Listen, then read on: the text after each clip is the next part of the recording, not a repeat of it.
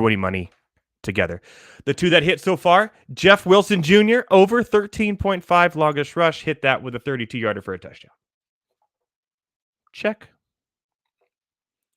Nick Bosa, by the way, this one was just insane. I don't know why DraftKings did this to us, but I felt it was the easiest bet I've ever made in my life. Nick Bosa over 0.25 sack. 0.25. A half sack I would have won. Got a full sack already. That was at minus 180 win. So we hit the Jeff Wilson, minus 110, longest rush. Love playing those. Already in the dust. Nick Bosa over 0.25 sack. Already hit. Here are the three we need to go 5 for 5. Tyler Higbee, anytime touchdown. Plus 255. Looked great on the first drive. Don't know what happened after that. Cam Akers under 41.5. Let's do a check-in. 4 carries, 8 yards. Looking good there as well. And the last one is kind of a dart throw, if you will, is the Allen Robinson. Now, he just needs 1 catch. That's it. But it has to be over 18.5 yards. And the way things are looking, that can hit as well. By the way, got a new toy. For example, I hit 2 of 2 already. Yeah, we're going to have some fun tonight. Later on the show as well, we are going to have the Rants on the Street, week 4, with my boy Tyler. That's how it's Tyler. Tyler. Thomas Stevens. Tyler Heavy T is on vacation. So shout out to my producers tonight, Bennett Carroll and Sean Engel. I believe Heavy T himself is going to try to call in. He's a well-deserved vacation. He's actually at the Astros game tonight. He's a huge Astros fan. Check him out on Twitter at Heavy Tonair. I believe there's a picture of him getting a giant inscription in an Astros hat. It says Mr. October. Definitely high hopes there, but they could be the favorite to win. So shout out to Heavy T, who may or may not call out later tonight. My guest tonight is Mr. Dan Malin from Fantasy Alarm. Dan Malin is a secret sniper of fantasy advice. Why I say that? Because he knows his stuff. And when he has an article out on Fantasy Alarm, you should listen. You should read it. Because he is very good. He's a NASCAR writer, but he's also a very good football writer. Also covers other sports as well. And we're going to put him on the interrogation bench once again and find out more about Mr. Malin. That's coming up in about, I would say, an hour or so. And then we're going to sweat this whole game out. I will be on for the remainder of the game. So whenever the game ends, you all lose me. But until then, and we're only in what? The second quarter just started. I better get my speaking voice going because it could be a long night, especially when these two play. I feel like they're always in overtime. It's a great rivalry there in the NFC West between the Rams and the 49ers. Some fantasy players I need tonight. I'm sweating out. Some fantasy games as well. Higbee versus Cup. I have Higbee. He has Cup, but I have a 17-point lead. Right now, we're checking in on the stats here. Higbee has 4 catches for 26 yards, Cup 3 for 27. Looking good for me, but we all know Cup can easily get 3 touchdowns on 3 catches, and that will go to waste. But that's looking good. I I have a 19-point lead, and I'm out. I'm done. But he has Cam Akers. Cam Akers, 4 for 8, 1 target, 0 catches. Looking good for me as well. And then this other one, which I think I'm safe. I have Matthew Stafford, and I have a 14-point lead, but he has Allen Robinson and Matt Gay.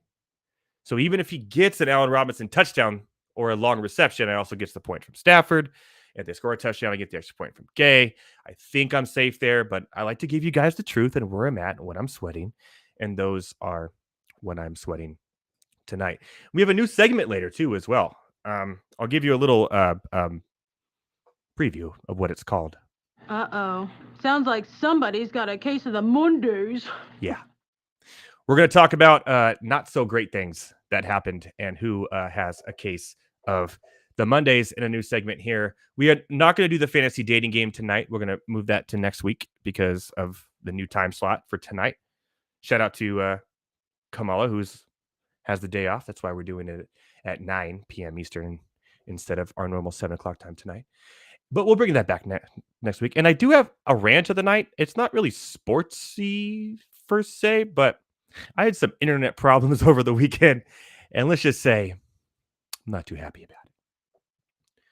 So more on that later. So there you go. We're gonna be sweating this out for the next what 2 hour, 2.5 hours, maybe go a little bit longer than normal, but we're gonna have a lot of fun doing it. So here's what I always say and what I always do: chat up with me, get in the chat. Let me know what you're sweating tonight, what bets you have, what players you need to win. I know there's a lot of you out there who are counting on some of these players. Cooper Cup, Wilson is one of them, who's a big pickup. Higbee with another catch, by the way. So shout out to Higbee.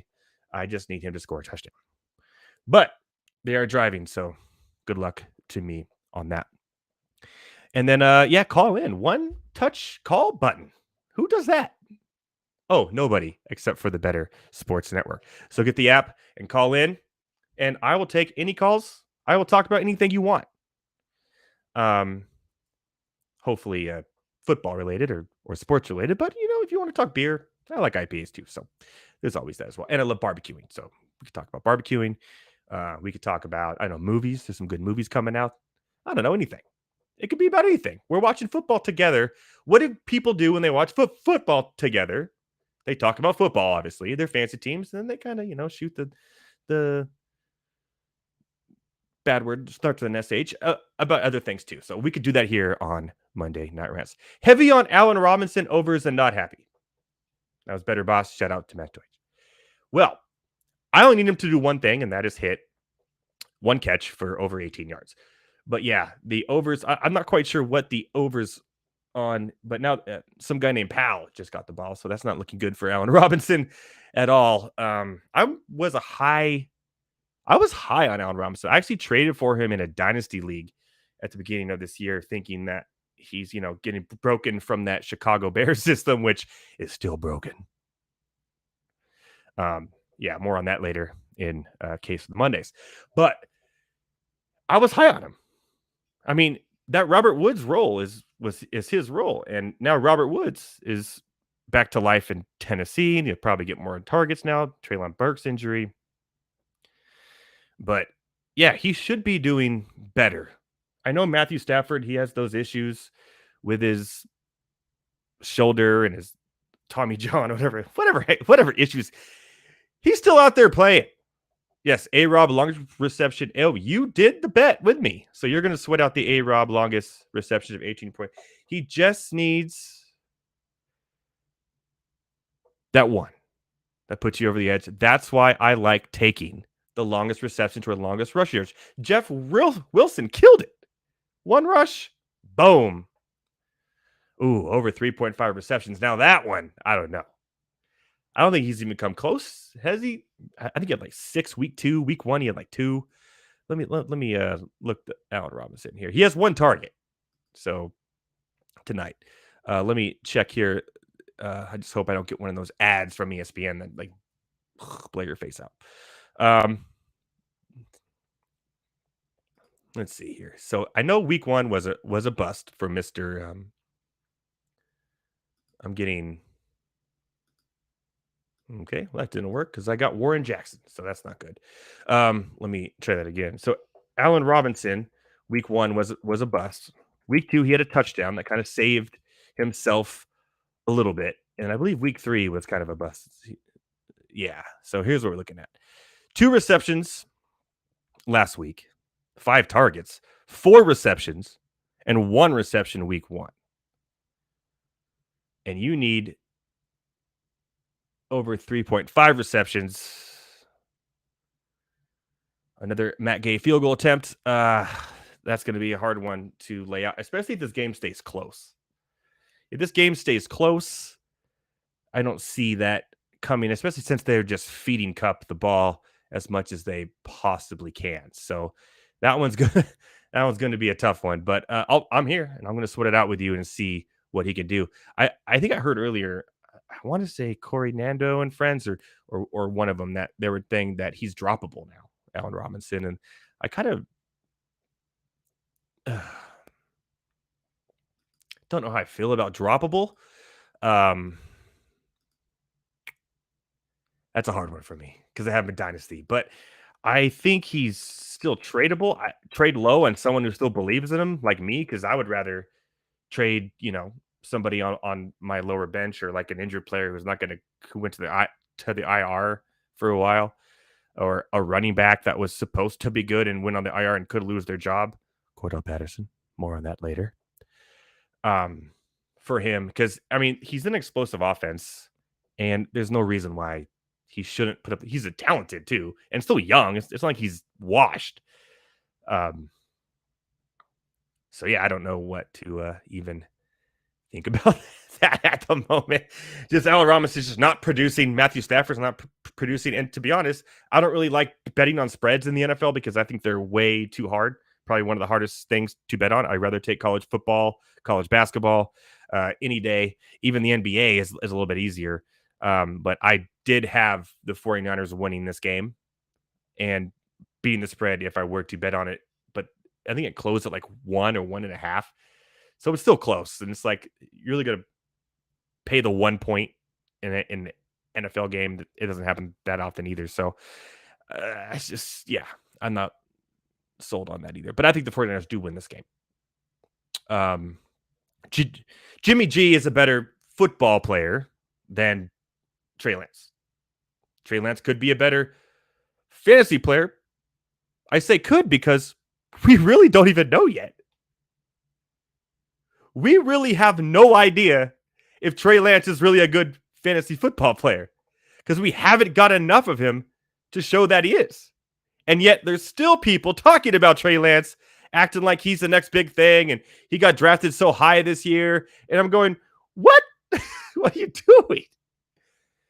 I'm not sold on Trey Lance being a great fantasy football player until he proves it. Why are you? I don't understand this. Jimmy G can run the same offense and have a better record. I saw a thing earlier that Jimmy G has a better starting record than any other quarterback that's played for 49ers. There's been a lot, actually, more than you would think over the last couple of years. And yet somehow they're always in the thick of things. But yeah, Trey Lance, he's hurt, sucks. But until he actually does, like, I don't know, give me 8 games in a row. Did he even have 8 games in a row? I don't even think so. Like, of proof? Like, Justin Herbert comes in the league 8 games in a row. He's going to be a stud. We know. Patrick Mahomes, 8 games in a row. He's going to be a stud. Jalen Hurts is proving that now. Right? And he was still drafted a little bit too high for me. I didn't have a lot of him this year, but he's proven it. So next year, he proves it. Lamar Jackson, 8 games in a row, stud. He had his little licks in the playoffs his first year against my Chargers. But, it's, yeah. So I don't understand the whole Trey Lance thing. And Jimmy G, I mean, he's not going to put up fantasy crazy numbers, but he's going to win games for the 49ers. So when you talk about betting, you need to realize that. So yes, the Rams are good. And yes, they are the defending Super Bowl champions. But they're not playing like it so far this year, which a lot of teams are not actually. It's kind of a weird. And I was actually having this conversation last night waiting for them to fix my internet again. Not going to tell who the company is, but I'm not happy with them. We were talking about how this year I think there's not going to be that one team that just goes crazy at like it used to be 14-2. I guess now it'd be 15-2. We're not going to have that. It's going to be very balanced, and we're seeing that already. Right? We're in week 4. One undefeated team left. That's it. And only one team that hasn't won a game. That's it already. Normally there's like that team that goes for like 5, 6, 7 every year. Maybe the Eagles will do that. It worked out for the Arizona Cardinals last year, didn't it?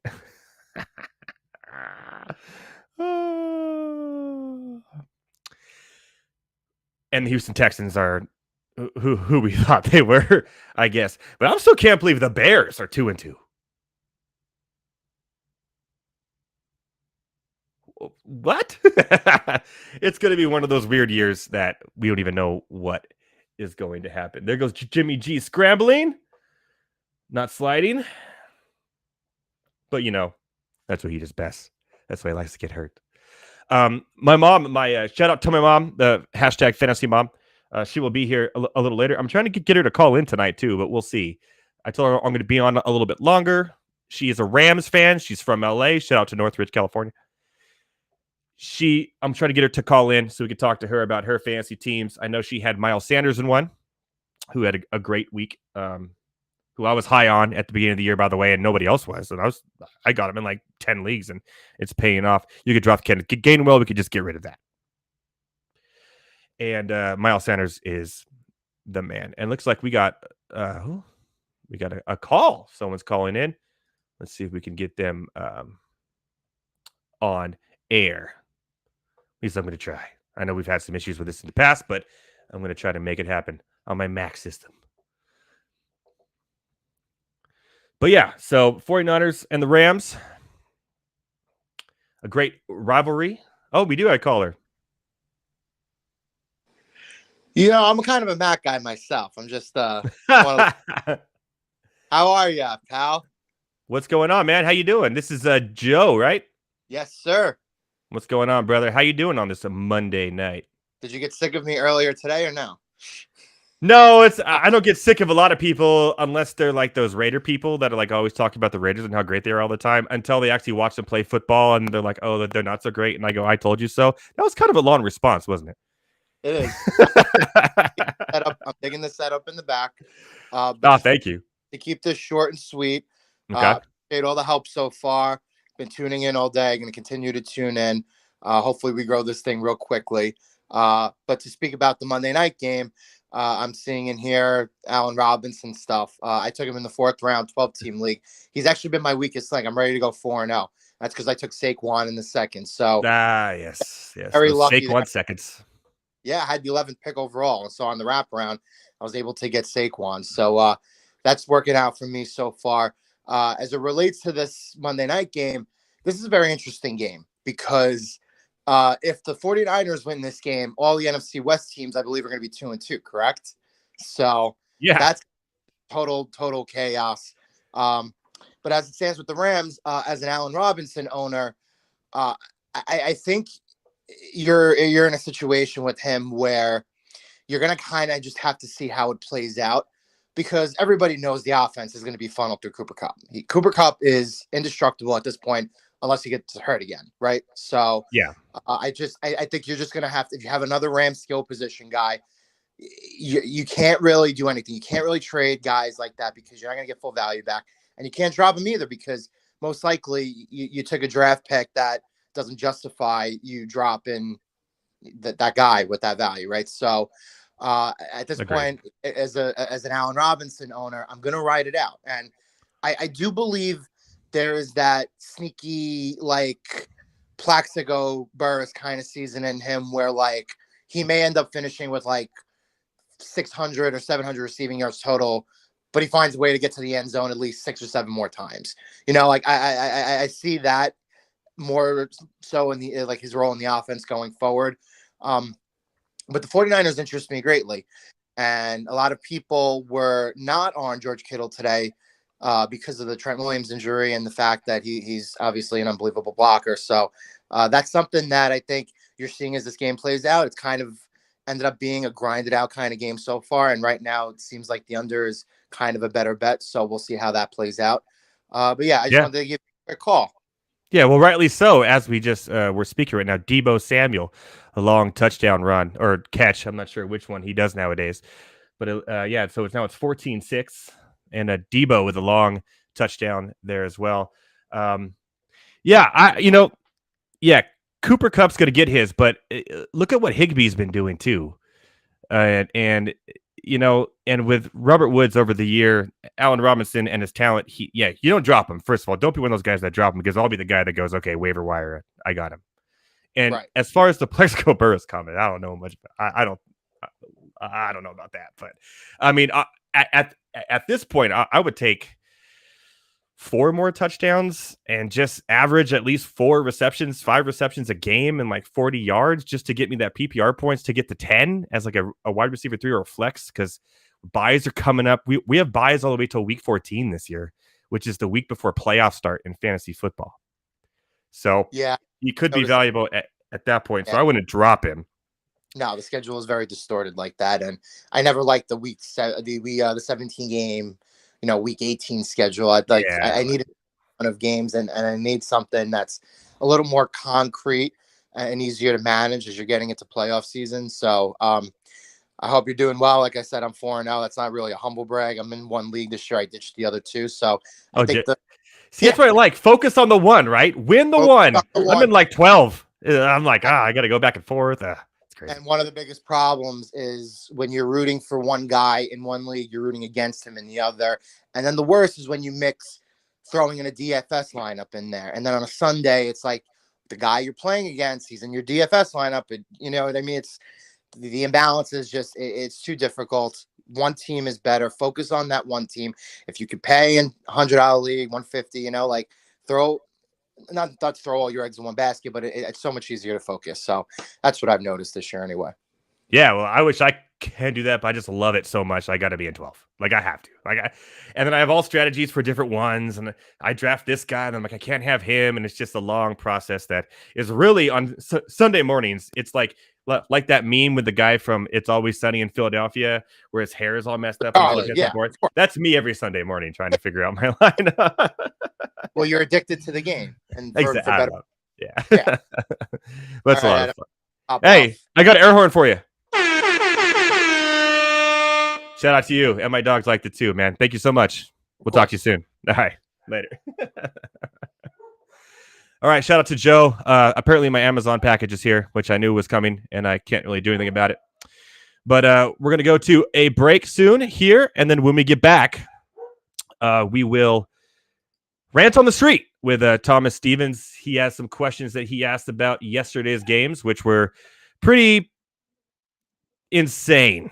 And I have a lot to talk about, but more on that on, of course, case of the Mondays later. So I think we got Rants on the Streets next, followed by Dan Malin from Fantasy Alarm coming up at the 10 o'clock hour. And then we're going to do Case of the Mondays and finish out this game. Like I said, we got a Deebo Samuel touchdown right now. We have to ask with a D. I was obviously on the call, so I have to ask with whether it was a run or a catch with Deebo Samuel, but I believe it was a catch, and I'm going to go ahead and say it was that indeed. So when we get back from this break, Rants on the Street with Thomas Stevens and more Monday Night Football between the Rams and the 49ers. You are watching Monday Night Rants on the Bettor Sports Network. Make bets and follow your fantasy team while you buy, sell, and trade collectibles in real time. Only on Bettor Sports Network. We got to get a team in Honolulu. Like, what about that, Ray? You think Oakland? Like, nobody's talking about Honolulu for the Oakland A's to move to. How badass would that be to have a Major League Baseball team? Instead, they want to go to like where it's 120 degrees in the desert of Vegas. Right. Ray, they should pick up and go to Honolulu. That would be epic right there for the A's. They could go to Honolulu, and instead of playing 12 games against a team throughout the course of the year, you just play a 12-game set. Just get it done. What's the flight from the Bay Area? 4 hours? It's depending which direction you're going, it's 5.5. Okay, that's not terrible. You'd have to manage the schedule a bit. Right. But it's doable. Like, you play your West Coast games, and then maybe you give an extra day. Like you play in San Francisco through Sunday, and then you have your Monday off. Everybody gets their Monday off, and then they play, out in Hawaii for 4 games. Then they come back for the weekend. It's very similar time-wise for us in California, in the Bay Area, to go to Hawaii as it is to go to New York. It's very similar. So, yeah, like you're saying, Giants do that to go to the Mets. The A's do that to go to the Yankees. They do it, so it would be very similar. They would be they've already got the baseball background. I mean, they're dominant. The island loves their baseball. And Ray, you could even rebrand the team from the Oakland A's to the Oakland Lays. You can do the Lays, Ray. Look at that. Good. That's actually, there's no way that would ever happen, but that's pretty good, Kyle. On the fly. I'm giving away like free marketing right here. Good work. Right on the show. The plan is for them to stay here, but the fans hate them. I don't know if the city likes them. they can't. I mean, it's embarrassing. I don't know. The plan There's is a lot of land in Hawaii. Just think about the views, Ray, of the Pacific. It would put your crap ballpark in San Francisco to shame. Like, everybody thinks that's a good view. Right. They'd have like waterfalls and real palm trees and the Pacific Ocean. People Like, trolling fire in the seventh they inning would make stretch. the Giants Park look like, the vet in Philly. It would look that awful if they moved to Hawaii. And then you go to your flip flops or shorts. They serve Mai Tais. They give lays away. Or, the first 5,000 fans, whatever. Well, everybody in the chat room loves it. Every time I get a compliment, I don't bring it up on the show. Oh, okay, sorry. I don't want to be that guy. Call, chat, enter contests in real time. It's Sports Talk 3.0 with Bettor Sports Network.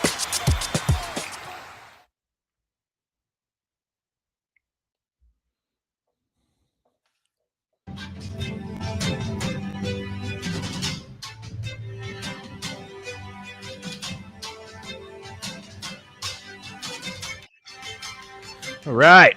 What is going on, everybody? Welcome back to Monday Night Rants on the Bettor Sports Network. That's at Bettor Network on Twitter and Facebook and Instagram and TikTok, all the great social media platforms out there. I, of course, am Edward Rouse at Edward Rouse. That's RAUS on Twitter and Instagram and Facebook.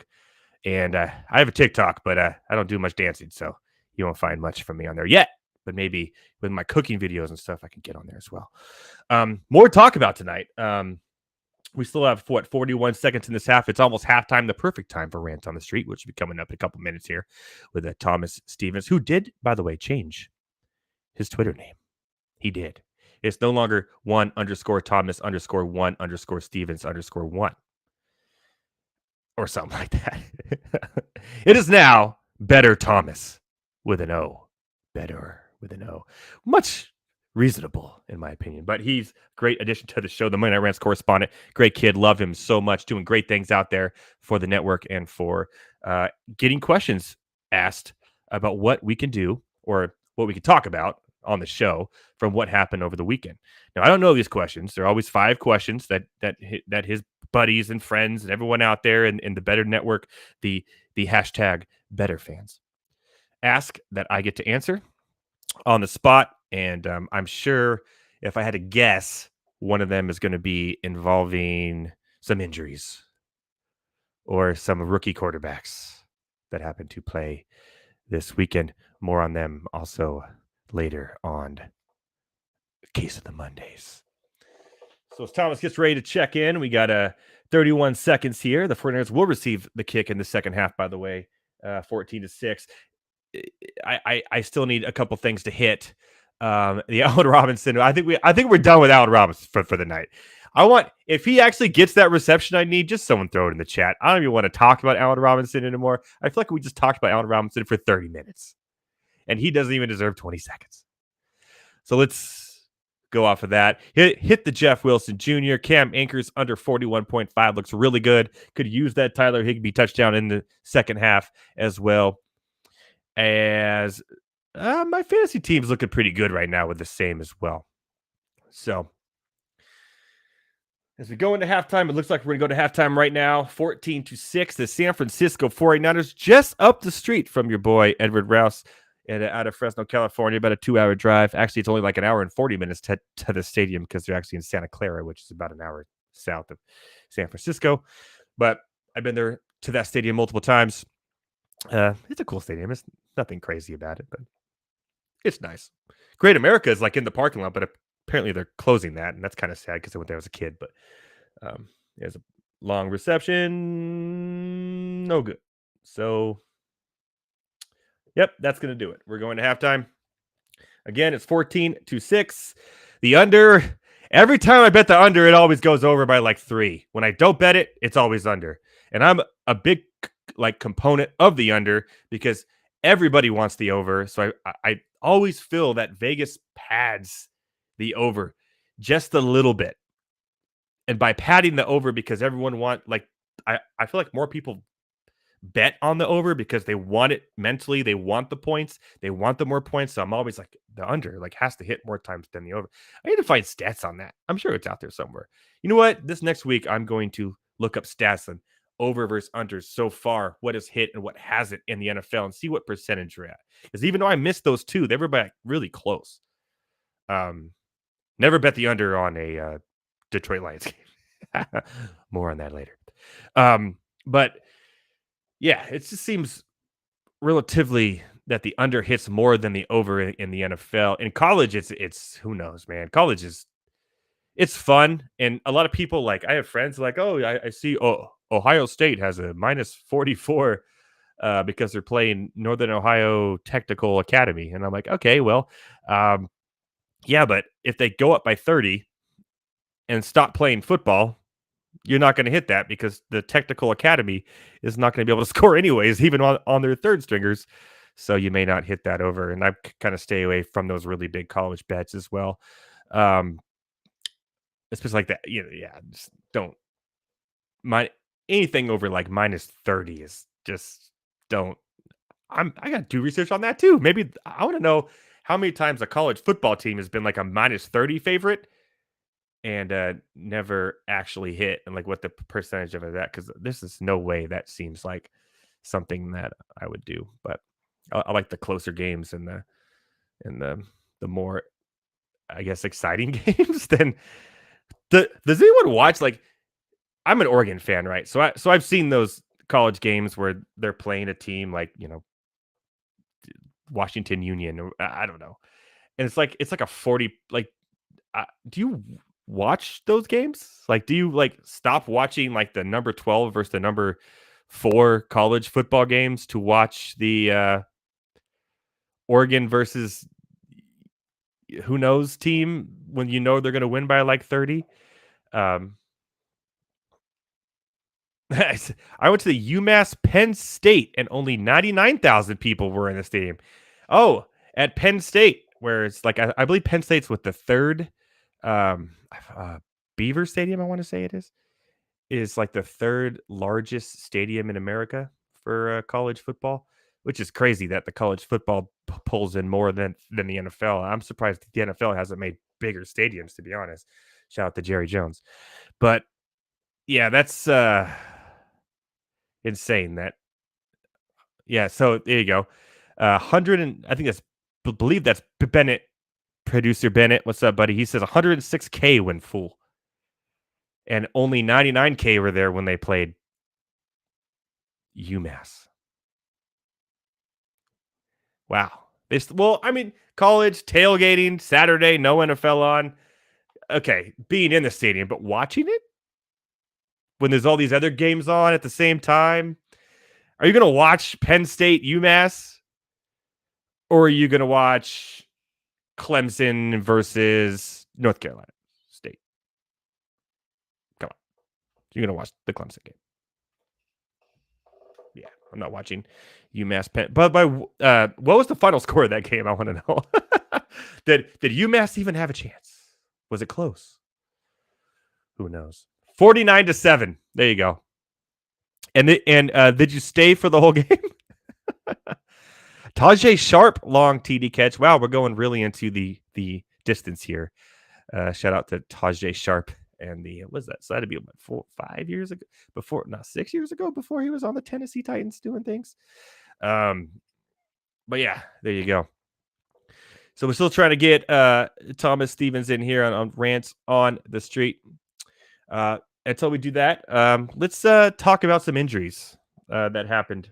I was kind of going to wait till after Rant on the Street because I'm sure the questions would be about the injuries. But injuries are piling up in the NFL, especially to running backs and some receivers that you probably drafted high. And a lot of things here that I'm kind of worried about. And here's one. And I don't want to give this all away now because a lot of it is on my case of the Mondays later. But do I want to give it away? Should I give you a little taste of Case of the Mondays? Uh-oh. Sounds like somebody's got a case of the Mondays. Maybe I should. I'm a little worried about David Montgomery. And I was really high on him. I've been high on him for years. I have him in both my dynasty leagues I'm in. Both. And it seems like an occurrence that he gets hurt every year now. Luckily for me, I do have Khalil Herbert in one of them. The other one, he got sniped. But I'm worried that he's going to lose his job, or at least go to a straight 50-50 share. Now, this isn't a A.J. Dillon, Aaron Jones situation here in Chicago, my friends. This is neither running back will be valuable. Yeah. Neither. So I'm not sure what to think of it because Khalil Herbert's looking good. He came in after the injury last week and just ran up a storm. I think he had what? 17 for like 78 this last week. He's going to be a thing, even going forward, if Montgomery comes back, when he gets back. And I'm not sure if David Montgomery is going to be as valuable as he once was. Better else is Edward with the clean shave. That's right. You know, I'm trying to let some skin get a little clean, you know, clean out my pores a little bit so I can get ready. By the way, on Halloween, which I will be on at night, not quite sure how that's going to work with all the kids coming to my door to trick or treat because I'm on the West Coast, but maybe I can make some live fun out of it. But I will be dressed up. And my character that I will be dressed up as will have a completely, I still have a little stubble here, a completely clean shaven face. The rest of the costume, I am not going to tell you, but Netflix is involved. So I will give you that. But yeah, back to David Montgomery. Sorry, I like to get off track sometimes. David Montgomery, I'm a little worried about. Khalil Herbert, I'm worried about because right now, whoever's the running back is going to be the guy to play. But when they're both healthy and both playing after this injury again, I think it's a 50-50 share in a really, really bad offense. My opinion, the worst offense in the NFL. So that's an injury that I'm a little worried about. Another one I'm really worried about is Cordell Patterson. Also have him in a dynasty league. And by the way, hey! In middle of thought. Hold on. Before we go to Thomas Stevens here. But by the way, at Bettor Thomas. Yeah, we got to change. We got to change. Yeah, let's cheer that one. All right. Let's cheer that one. I was just talking about Cordell Patterson. And on the IR. Yeah, and the Tyler Algier. But what I was going to say was how I really think it's funny that he's still number 84 at the running back position. It is quite something for sure. But we probably may have seen the last of him as a full wide or running back one. Yeah. So Algier, probably the top, if not the top pickup. I've had Algier for a while. I've been holding on. I was just about to say I had him just sitting there on my bench, but thank God. Yeah, it's gonna work out for you for at least the next 5 for sure, weeks. Yeah. Yeah. I need an RB2 as well. All right. Sure. There you go. Well, Boone. Everyone's going to be on what? Mike Boone? Yeah. Yeah. Is that the same Boone? Is that the same Boone that's been on like the Vikings for the last 10 years? Or is this a new Boone? Is it the same Boone? It's probably the same. I don't know. Boone. Yeah. Yeah, I'm not touching that with a 10-foot pole, but people will. But yeah. All right. Let's get into it. The rants on the street for week 4. Yes, sir. 5 questions that you got. I'm sure you got more than 5, but you weeded them down, and we're going to answer them. I know what they are. You do, so you have the advantage here, my friend. Yes, sir. Yes, sir. Let's start off with number 1 and see what we can do here to help people out during this halftime of this Monday night. All right, let's get it going. First one that we got was, are the Broncos done without Javonte Williams? I mean, they were done without or with Javonte Williams. Yeah. I mean, I don't even see him making the playoffs. I mean, Russ is not cooking. No. Yeah. Just stagnant. They just lost to an 0-3 team. Shout out to my Raiders fans out there. Yeah, I don't know. I mean, Melvin Gordon like fumbles the ball like every third time he touches it. I know, it's insane. I mean, it's like I try to get rid of the whole stereotype that he fumbles, but he just keeps proving, he just keeps proving himself wrong, man. I'm like, every single time, like it's just they just don't look good. Their defense has been playing decent. I'll give them that. Yeah, Patrick Surtain looks amazing. Yeah, well, just throw it to the other guy he's not covering, and you're good. Yeah, I just don't think they just don't look like a playoff team, and in general, the AFC West in general hasn't looked like. I mean, last night Mahomes did a magic show. He should have his own show in Vegas. I thought he won America's Got Talent last night. I think it was the second touchdown he did. The second one, I was just like, yeah. I mean, he's so good, man. Like, yeah, I'd say they're done. I mean, and obviously your fantasy teams are done. With second or third round picks, you just wasted on that. So they're stagnant. Like every week I love this. I mean, Cortland Sutton is the number one over there, but it's like I'm not even ready to say he's the number one because I don't see too much sharing from Russell Wilson. I don't see a fluent offense. And without Javonte, it's not going to get any better. So here's what I feel about the Broncos for the rest of the year. I love that. The price is wrong. All right. What's question number 2? All right. Second one. I actually like this one. Packers contenders or pretenders? Ooh, that one's a little bit harder. Both. I mean, they should have beat that team yesterday by way more than they did. Yeah. That pick 6 was just awful. I'm not a believer of any of these receivers. I know people are saying, "Oh, Dobbs is the next big thing." I mean, come on, get out of here. They just don't look good. Like, and all this, I would say the same thing about Tampa Bay too. If anything, the whole NFC, if you're not the Eagles, just does not look good. And like, you look at these AFC teams, you look at the NFC teams, it's like, I don't know. I mean, they could make it to the NFC Championship game. They could. It is Aaron Rodgers. It is the Packers, but I don't see him winning a Super Bowl. Yeah, no, I don't know. I mean, like I just put him right in the middle. I do think that they're showing more than I definitely thought that they were going to do. But at the same time, like I agree with you when you're saying a lot of people are jumping on the Romeo Dobbs thing. It's Aaron Rodgers. I don't know. It's just Aaron Rodgers can make anyone look good, man, and it's just a fact. So with them, I'll never say that they don't have a chance. And even with the defense looks great too. So you never know. But no, I don't see it. I don't see it. Yeah, well, we'll see. Anything could happen. Like I said earlier in the show, this year is a weird year. It's going to be a weird year. I guarantee you some team is going to win the Super Bowl that we'd never thought of. It just has the feeling of that.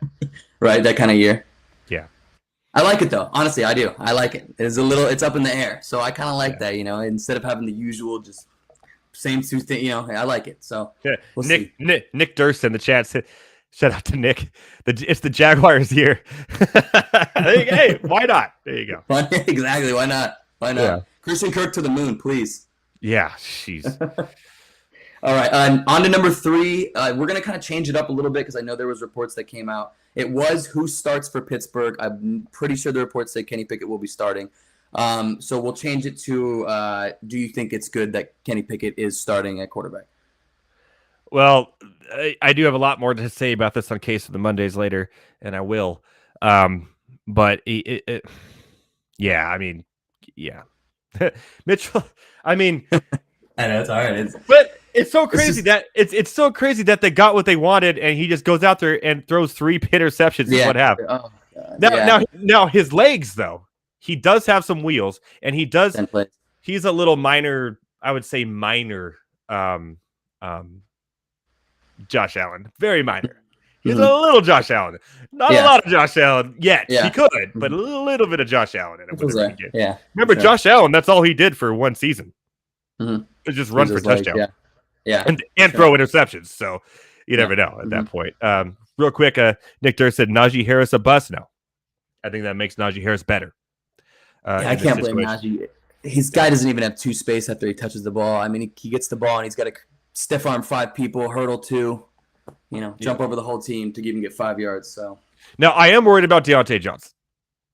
Yeah. Without the connection, I mean, it was half a game, but the connection definitely was Pickens and Pickett. So, yeah, I don't know. I'm iffy on this one because for me, it's 2 different play styles and stuff. But Trubisky and Pickett at the end of the day are going to get you the same results. It's not really going to change anything for Pittsburgh. You have Pickett, who's going to push the ball down the field, is going to make those attempts, but he's going to throw interceptions, as we saw. Or you have your safe veteran dump off, but you're 3rd and outs the whole game. So I don't know. It's up in the air, but I'm a Steelers fan, and for me, I like it. I mean, it's funny because Trubisky throws 1 pick, and it's get him off the field. Kenny Pickett throws 3, and he's the future. But I mean, honestly, the first 2 are. I mean, the last one was the worst. The last one was just a full rookie mistake. Yeah. No, but the other one, I mean, Claypool's 6'4", snagged that ball down. I mean, I like the attempt. There's some nasty things going on in the chat right now. But what I want to say is now's your time to get George Pickens. Get him now. Get him now. Yeah. A lot of people were down on him. Get him now. If someone dropped him, which I've seen him on some waivers, put in your fab. Get him now. It's going to be a Pickett to Pickens. A Pickett to Pickens. That's going to be a thing the rest of this year. Just don't try to say it 5 times fast like I did. There you go. All right. On to number 4. Does Bailey Zappi have a legit chance to be the QB1 next season? One answer. Smoke weed every day. That's all I got. Yeah. No. We can move on. That's a good one. My friend's the one that put that in, so he's going to love that. I think he's okay. All right. Number 5. It's not a bad one. Should the Panthers turn to Sam Darnold? Well, he's I saw reports today. Man, here goes the 49ers again. I saw reports today that he's not even ready. And the question is, we're forgetting about somebody who Trubisky is a proven bum. It's just like they're yelling about some things. There's something about dogs and Michael Vick. I don't know what's going on here. This is fun. PJ Walker, man. He proved last year that he could be a QB1. He proved in the XFL he could be a QB1. He dominated the XFL. Tommy Maddox. Shout out to Tommy Maddox of the XFL, the original dominator coming to your Pittsburgh Steelers after the XFL. Sir. But I mean, Walker can throw the ball. Like, let's free DJ Moore. Let's free these guys. I said this yesterday, and I should have called in. I was going to call into the Better Zone to talk about when they were talking about it. I just had internet issues, which, but it's time to get rid of this Baker Mayfield experiment. It's over, man. Yeah. Just put Walker in until Darnold's back, and then Darnold, and then 2 weeks after that, we could say it's time to get rid of this Darnold experience. Let's get it out of the way. Either way, it's Spider-Man meme when it comes to the two, man. But I mean, at least Darnold can throw the ball down the field more than Baker Mayfield. It's so irritating. Sorry, Baker. I don't know if you're a fan of this show, Baker, and if you are, I apologize, but you stink. You suck. You stink, and you're not good at football. Baker, do me a favor if you're watching, just quit the commercials. Yeah.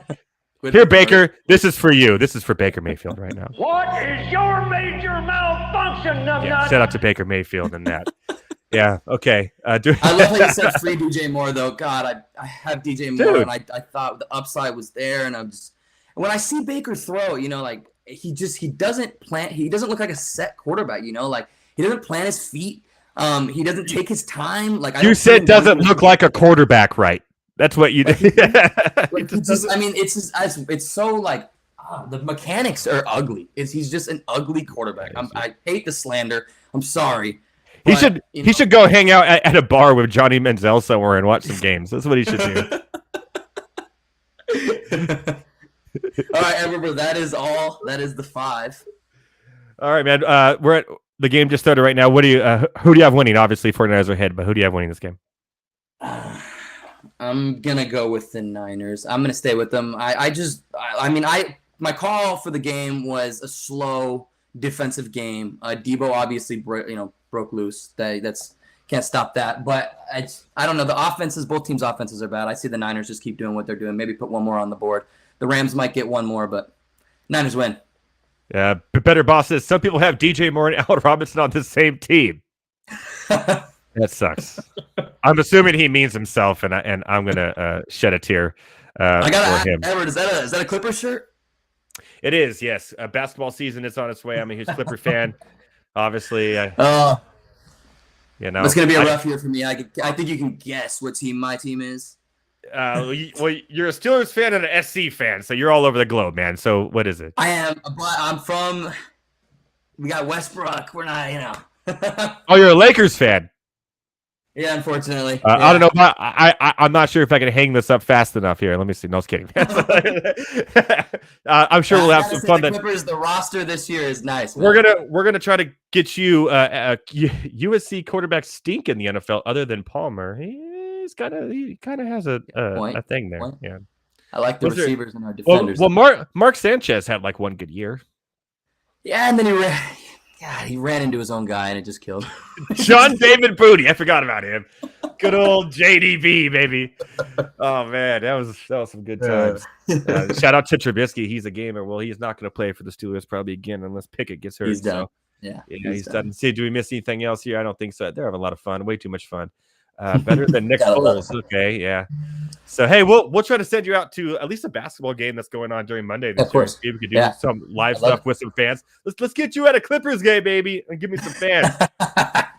Hey, it is what it is. I'll go to any basketball game, man. I love basketball. So all right, man. Well, hey, we're gonna go to a break. That was it. Thank you so much, Thomas Stevens. Sir. That is, by the way, Bettor Thomas. Right. On Twitter and Instagram. Bettor Thomas. It's all changed. We got it fixed. Finally. So go ahead and give me a shout out. Give me a follow. Thank you, Edward. Man. We'll talk to you next week, Betty. Have a good one. All right.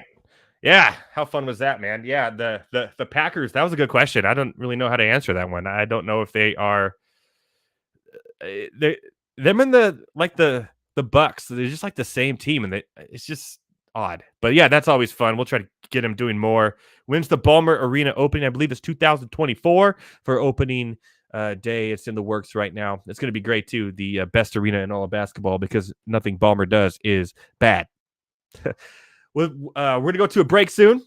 When we come back from the break, of course, we are going to be visited by Dan Malin of Fantasy Alarm, my boy, my homie. I've done some podcasts with him in the past. He's a good guy, great football writer, great NASCAR writer, does a lot that you don't even know about, that you should know about, and that's why I'm bringing him on, so you guys can get into the mind of Dan Malin for Fantasy Alarm. We're also going to put him on the bench, the interrogation bench, ask him some questions about life, about football, about fantasy, about betting, about who knows what. Music, maybe some movies. I don't think there's any Martin Scorsese movies involved in this one, but we will get him involved. That is going to be coming after the break as well. So, everyone, thanks for joining the chat. Keep it coming. Let's ask some questions. Feel free, after Dan Malin is done, to call in as well before we go to Case of the Mondays coming after that as well. And let's go with the game here. Pass, boom, catch, Tyler Higbee, not a touchdown. Don't care. It's either a long pass to Allen Robinson or a Tyler Higbee touchdown or bust at this moment. Because it doesn't look like Cam Akers is going to get those 41 yards at all. All right. Going to a break. When we get back, Dan Malin, Fantasy Alarm, and the interrogation bench only on Monday Night Rants on the Bettor Sports Network. We'll see you after the break. And follow your fantasy team while you buy, sell, and trade collectibles in real time. Only on Bettor Sports Network. I got to tell this story, okay? So we're out in Canton, Ohio, and we decide to go eat late at night, like after midnight. We decide to go to the Waffle House. Somehow, Fensty's never been there, even though he lives near it. I'm in New York, New Jersey. There's no Waffle House close by. So if you go to the Waffle House, what are you going to eat more than likely? Pancakes, waffles, eggs, and all that, right? So, of course, our guy Rich, he gets breakfast. I get breakfast. Fensty doesn't. He's never been to a Waffle House. How do you not have waffles? Like, it makes no sense. Dude, there's a time for I eat waffles. breakfast at midnight. Come on, man. That's the thing. I didn't want breakfast, man. I got like, what was it, like a cheesesteak sandwich or something like that? That's like someone who has never been to IHOP going there and ordering a burger. Who does that? That I wouldn't do. That I would not. That's Well, first the of all, I wouldn't equivalent do of what you did. Well, I don't even know what you had. I got this steak sandwich, which was Steak excellent, by sandwich the way. at the Waffle House. Never been there, and that's what you get. You're an odd guy, man. You're an I'm odd not guy. an odd guy. I Yes, didn't you are. want breakfast. Can we get a vote? Can we get a vote in the chat, please? I mean, if you've never been to Waffle House and you get a steak wrap, something's wrong with you, right? Don't you have to get waffles and eggs and bacon and all that? It's the Waffle House. Yeah, I hear you, man. It was my first time, okay? Ordering the hash browns was already complicated enough. Smothered and covered, and it's almost like it's crazy how much combinations you can have. And I know that everybody's killing me for it right now. And no, to our producers, I don't get pasta at a he does. steakhouse or anything like that. Chicken No, I Alfredo, that's what he gets at the Bro, steakhouse. do you follow me on Instagram? I'm No. always on that grill. You know how much I love steak. Why would I go to a steakhouse and get pasta? Because you go to Waffle House to get steak wraps. That's why. I didn't know it was all waffles, bro. I thought it had like a little bit of everything. That's why. You know, I didn't realize they were famous for the waffles. Hey, look. You know, The name of the place is the Waffle House. What else would they be famous for? you know what? That's fine. I guess it's a hot take getting a steak sandwich. As long as it was good, I housed that Well, thing in 10 seconds. Okay, you were never there, and that's the first time. You're not going to try a waffle? Do you admit it was a mistake? I don't really like waffles. Call, chat, enter contests in real time. It's Sports Talk 3.0 with Better Sports Network.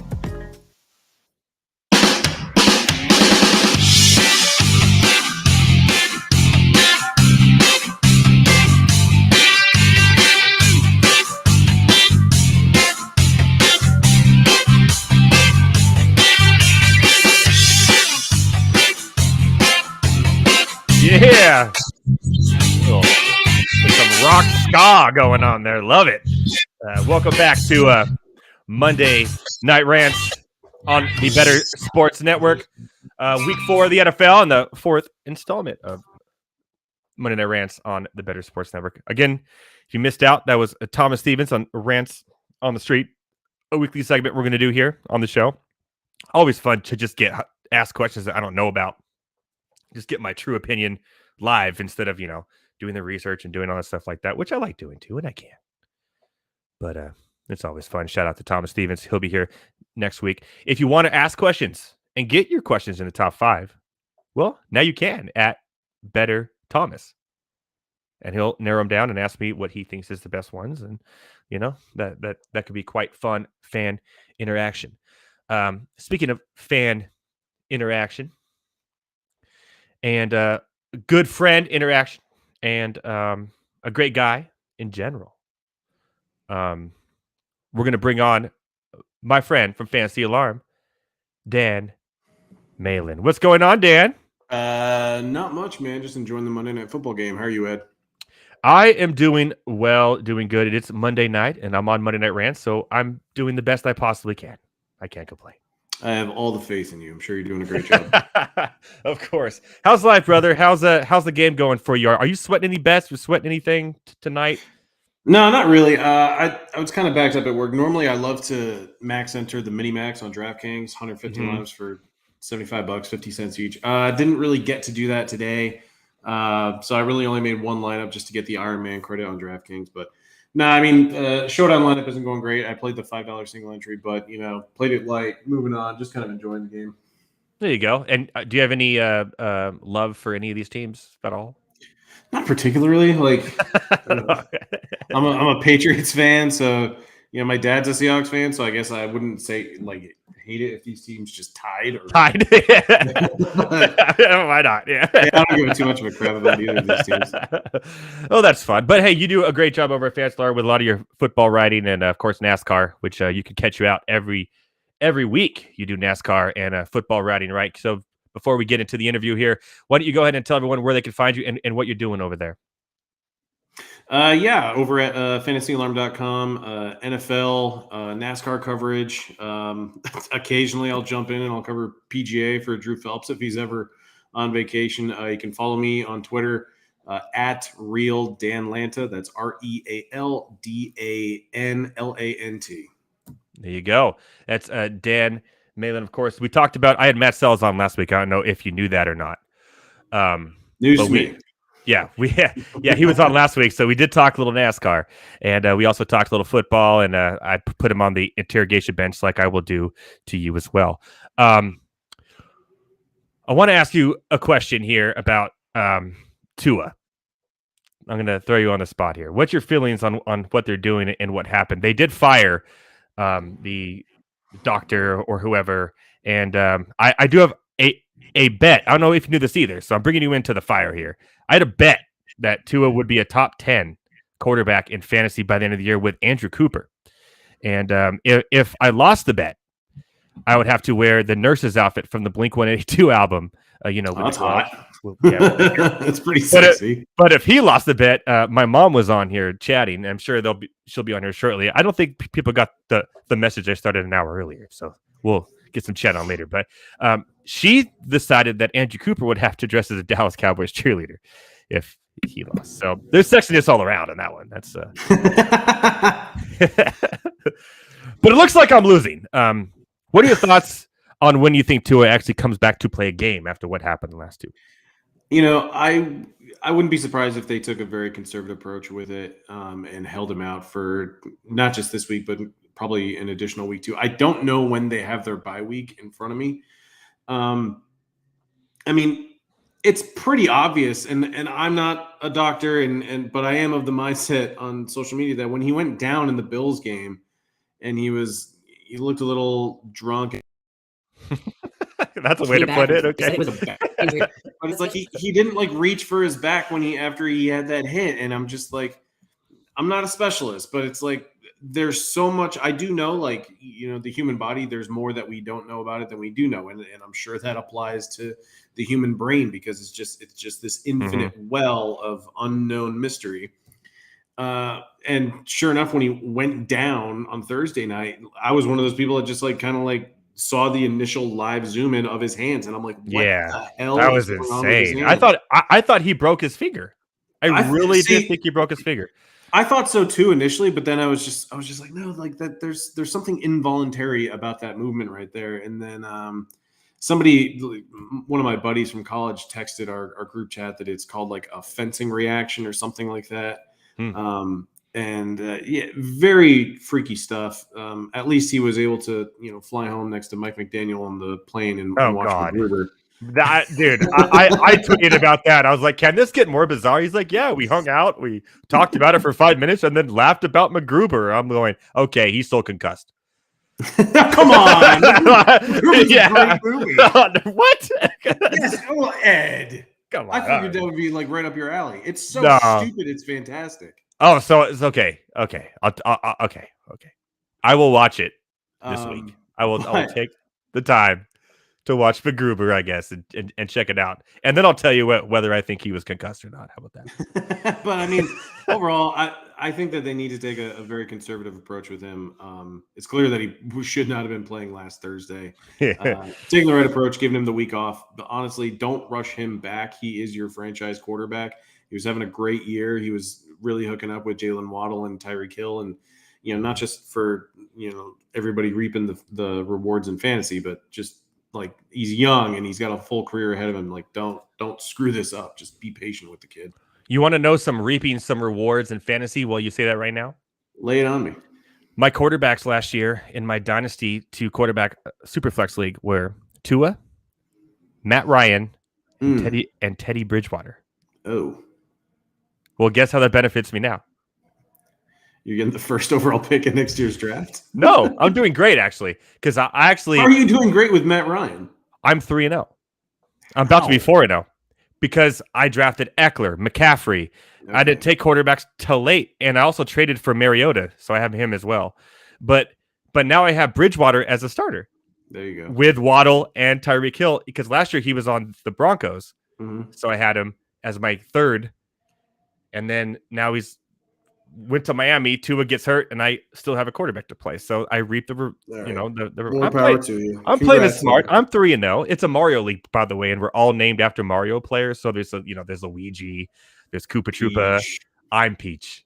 You're Peach. I'm you Peach, would be baby. Peach. I would have. Yeah. But 3-0 and made to the finals last year. So Peach is looking strong in that league. Okay, so yeah, I'm with you on that. Let's talk about. Do you have any shares of Javonte Williams? I did actually, but I'm still managing to win that game. So that injury really sucks, and I think I did handcuff Melvin Gordon in that league. So it's obviously a big loss, and it sucks. I'm not happy about it, but I don't know. I'll be okay. I think I only have him in about 1 out of 6 leagues. Do you lose points for fumbles in that league? Yeah, 1. I don't know. It's a contract year for Melvin Gordon, and this is really his opportunity now. And I know 30-year-old. Well, he'll be 30 in April, but 30-year-old running backs aren't necessarily a commodity in the free agent pool. But if he can just have another big season, what's to stop him from getting paid on a nice 2 to 3 year contract with or he can join a rap trio with Le'Veon Bell and Antonio Brown. Just say it. Why not? He's not nearly the head case that those two are, though. Or the rappers they are? No, just kidding. Yeah, you're right. No, I agree. But that 30 age at a running back, that's always. And he also held out like Le'Veon did, and that didn't work out for him for the Chargers either. No. So, okay. If you had to trade for anybody right now, who'd you trade for low? I'm looking at getting my share of George Pickens right now. Even though he had a good week, I think the Pickett, I said it earlier on the show too, and try to say this 5 times. 30% target share when Pickett came in, right? Now say this 5 times fast. The Pickett to Pickens, Pickett to Pickens, Pickett to Pickens, Pickett to Pickens. I can't even try it. Can't even do it. I can't top that at all. That's going to be a thing. And I are you trading for Pickens or trying to get him or I would certainly try to acquire him. I'm pretty sure he's got to be available in a decent amount of leagues.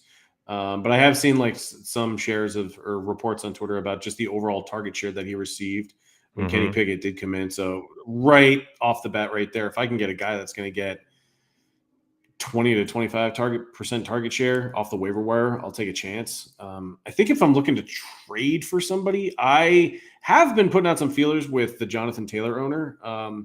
I just did a podcast with James Grande about an hour ago, and he actually sold me on the fact that through the first 3 or 4 weeks a year ago, Jonathan Taylor was he was like a low-end RB2.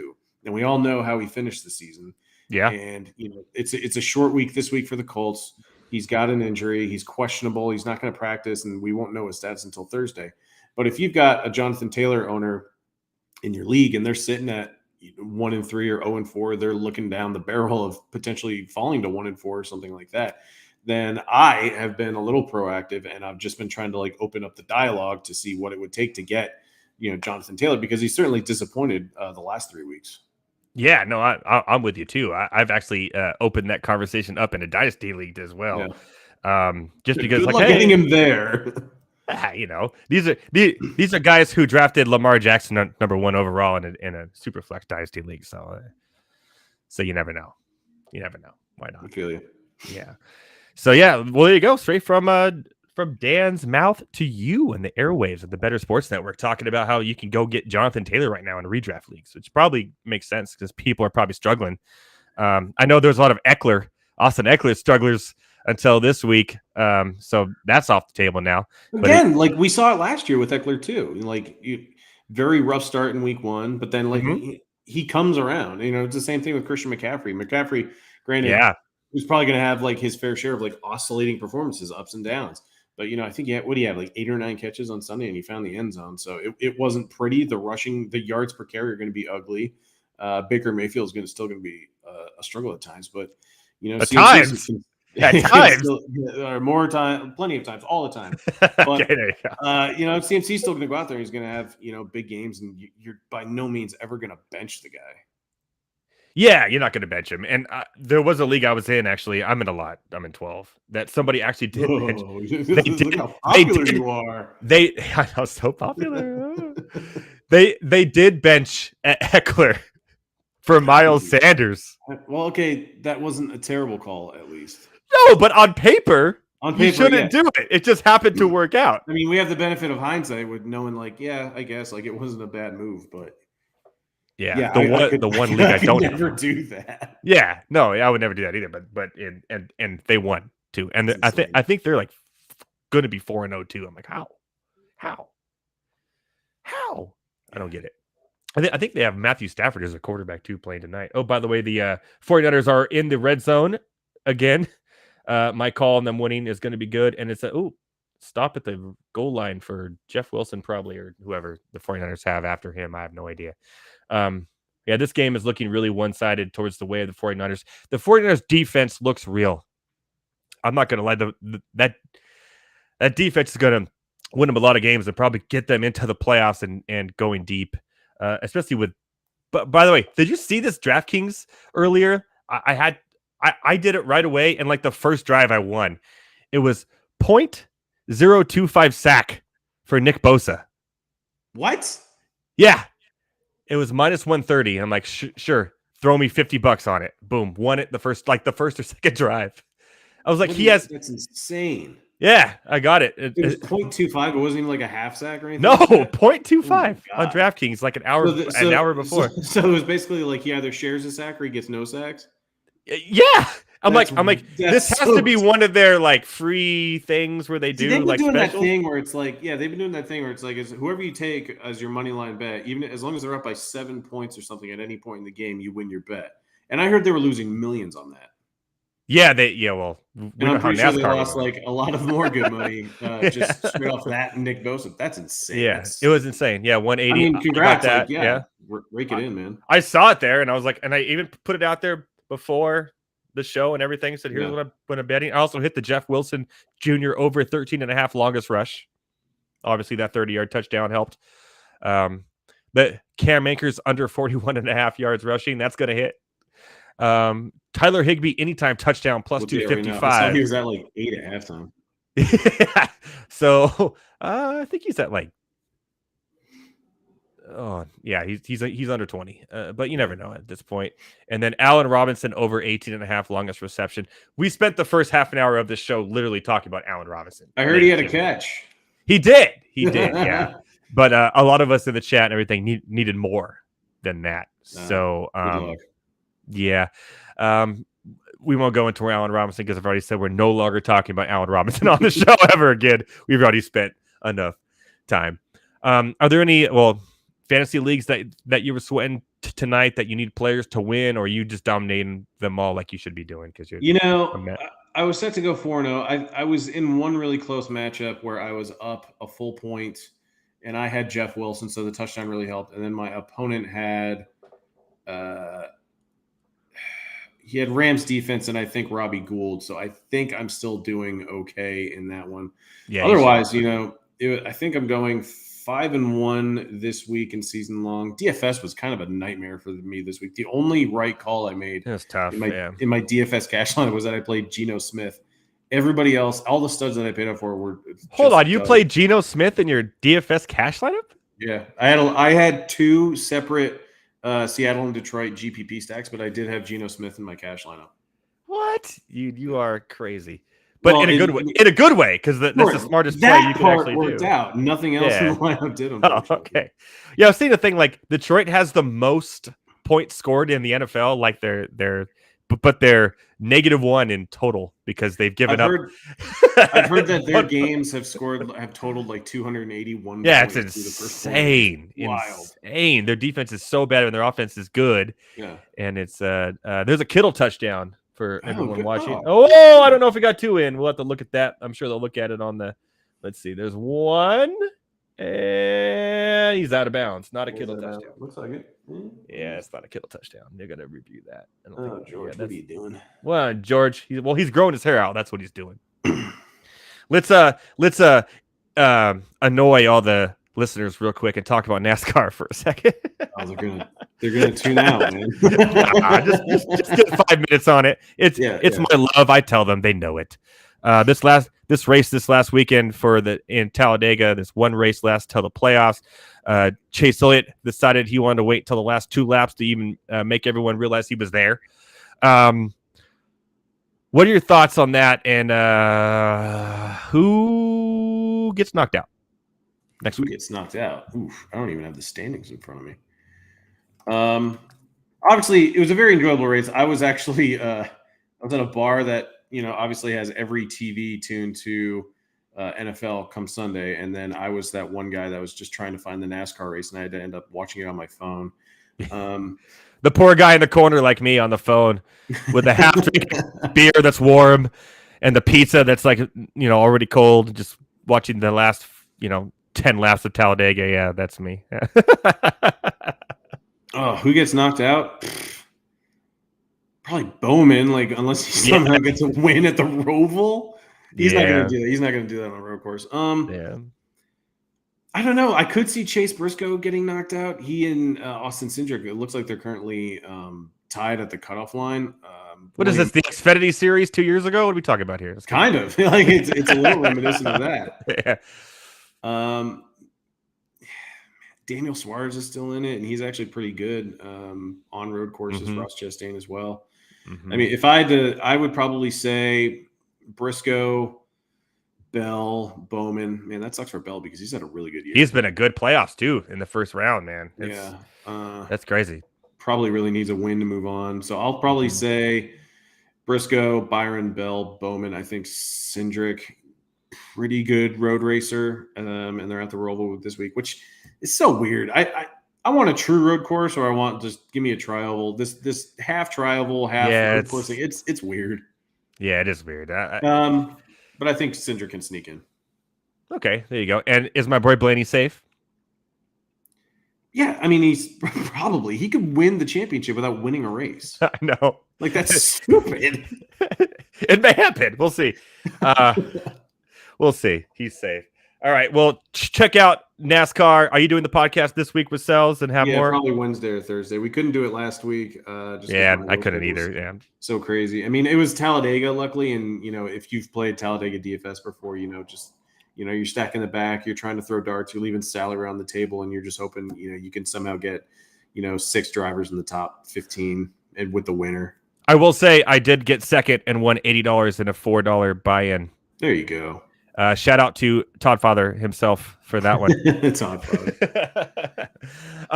Okay, let's we just talked about everything you do at Fantasy Alarm, and you're a professional, you're a sports writer, you're a fantasy writer, you're so good at what you do. Well, we're going to take you off the playing field right now. And what you do best, we're going to take you to the bench. That's right. Okay. You're going to the interrogation bench on Monday night. Rance, you ready to play? It's just answering questions, having fun with me. I mean, yeah, let's do it. How bad can it be, right? Right. Okay. Everyone, I don't even have a sound. I could just cheer. There you go. All right. Dan Miller for Fantasy Alarm is on the interrogation bench on Monday Night Rants. Shout out to him. Okay. I asked everyone this first question. It's very easy. What are your favorite teams for NFL, MLB, NBA, and or college?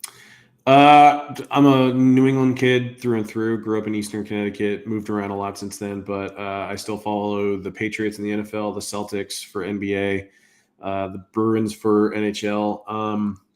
I used to follow the Red Sox. I don't follow them as closely anymore. I kind of fell out of love with the team, and plus, for the last 4.5 to 5 years, I've lived right next door to Truist Park in Cobb County, Georgia. So I'm more of a Braves fan now than anything. Well, what are you, the real Dan Lanta? Dan, yeah. There you go. That makes a lot of sense. Champions last year, so there you go. Okay, well, at least you're sticking it kind of close. I'm all LA, South San Diego type of guy. Right. So, okay, now I asked you one easy question, and after that, I followed up with a kind of a harder one. Okay. What is a secret team crush that you secretly cheer for but don't tell anybody? Ooh. I can't say the Georgia Bulldogs because I'm already in Georgia. Yeah, okay. Yeah.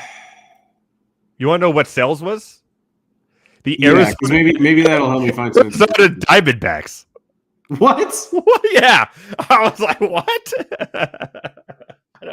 Yeah, we'll have to ask him about that. I don't know. Yeah, but so yeah, what's a secret crush that you had on a team? You know, I have no affiliation to the team, but I do like the St. Louis Cardinals. I've heard their fans are absolutely pleasant. There you I go. know the Red Sox when I was following the Red Sox, they played them a couple times in the World Series when I was still a fan, and you just never heard anything but polite things about Cardinals fans, people from St. Louis in general. And plus, I'm a big supporter of Albert Pujols. I've Yeah. really enjoyed. What a great seeing story this year. Great yeah, story. finishing man. his career really strong, getting 700 career home runs. So, you know, I'll never have a problem with the Arizona Cardinals, I'll say. There you go. I could take that. By the way, Archer on 56 joined the chat, said, okay, I'm here. We can start the show. The touchdown did not count, and they did get a field goal from your boy Robbie Gold. So it is now 17-9. It's still a one-possession game. It just seems like the most boring game. Yeah, for an NFC West matchup where, you know, this division is supposed to have, you know, pretty explosive offenses, this has been an absolute snooze fest.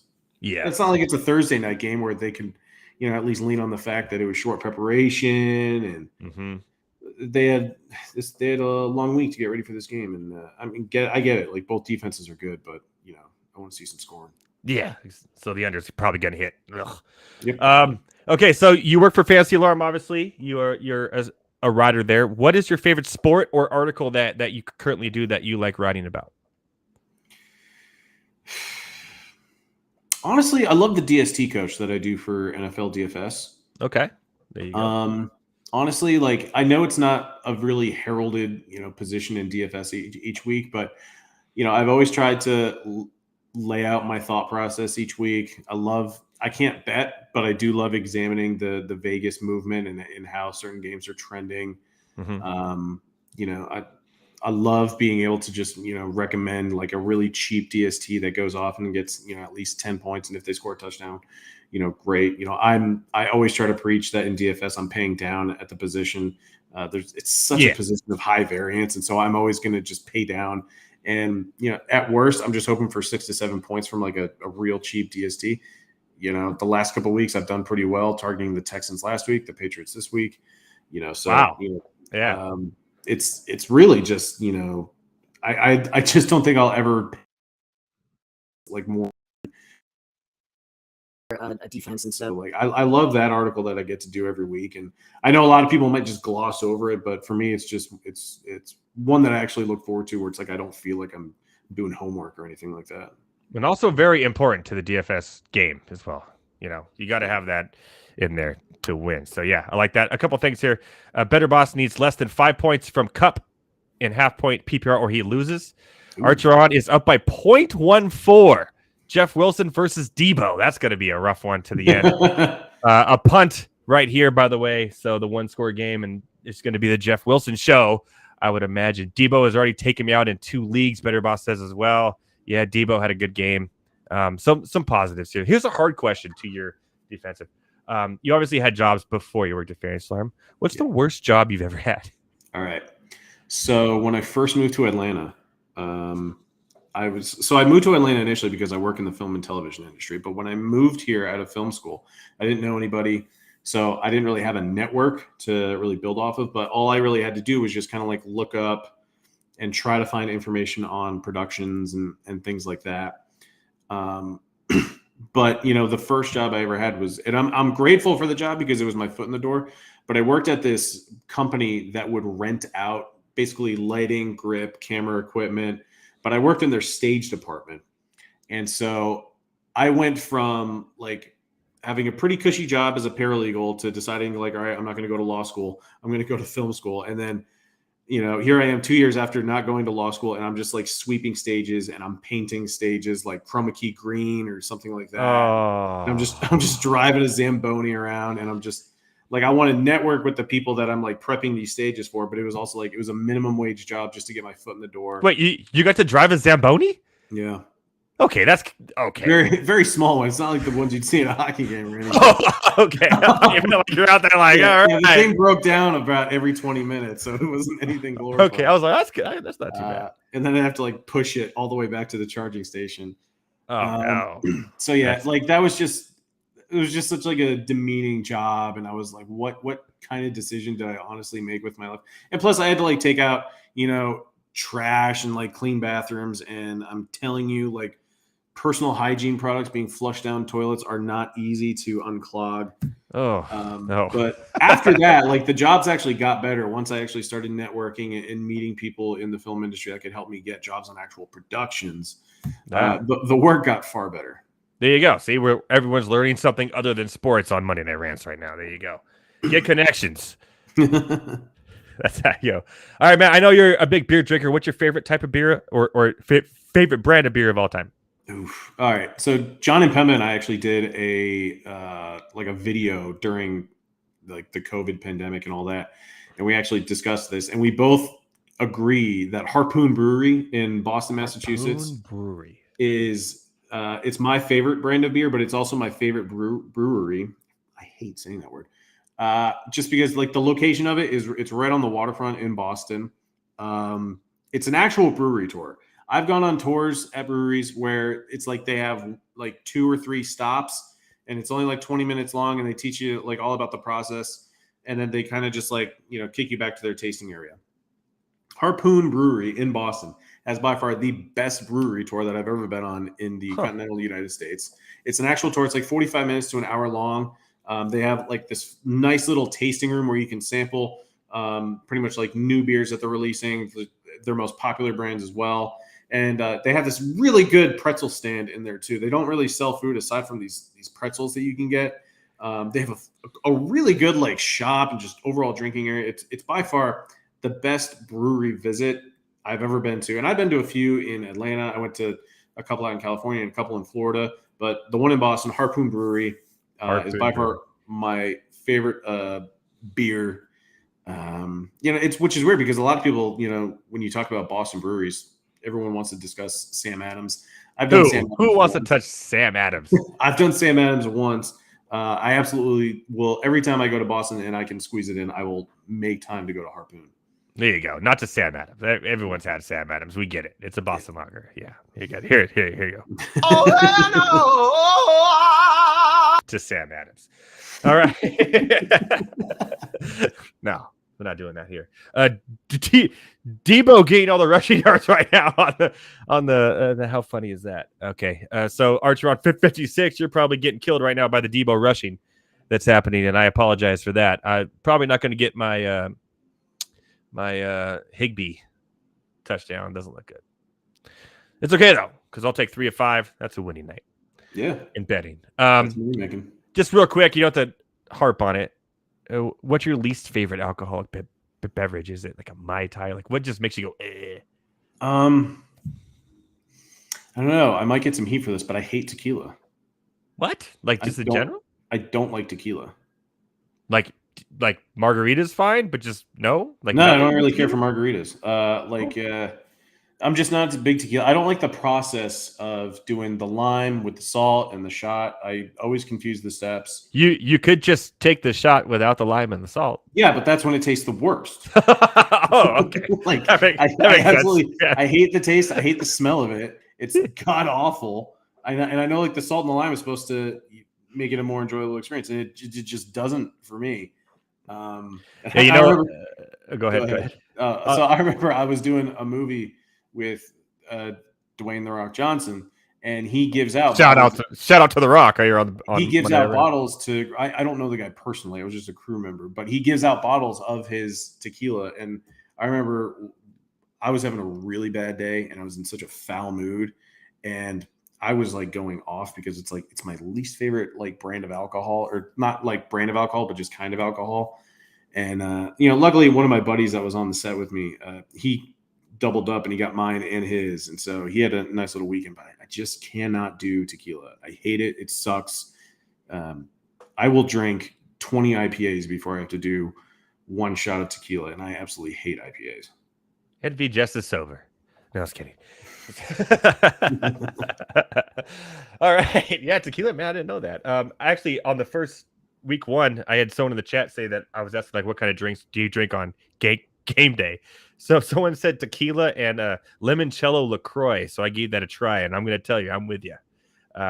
It wasn't the greatest of things I've ever had or put in my mouth for sure. So they would like drink tequila and then chase it with the LaCroix? Oh, no, they mixed it. What? With limoncello LaCroix. Yeah. which I define. I'm a guy that eats weird combinations of foods. And I should have asked you. I asked Cells that, but I have one more question for you. I'll ask you next time. I'll ask you the food question because I know you eat some weird stuff too. Man, I can't stomach tequila and LaCroix. Yeah, well, screw that. It wasn't. To each their own. To each their own. Everyone has their own. California versus East Coast. Weird stuff. I was going to ask you a music question, but I'm going to ask you a movie question now. Okay. Because I know that we've been getting to know you. You're really into movies, obviously. You've been on production for movies. Is that what you do too, besides Fantasy Alarm? Still? Yeah. Yeah, you're big on that. In Atlanta. What's your favorite sports movie of all time? Oh God. You can't say The Sandlot. That was already Cell's answer. There's so many.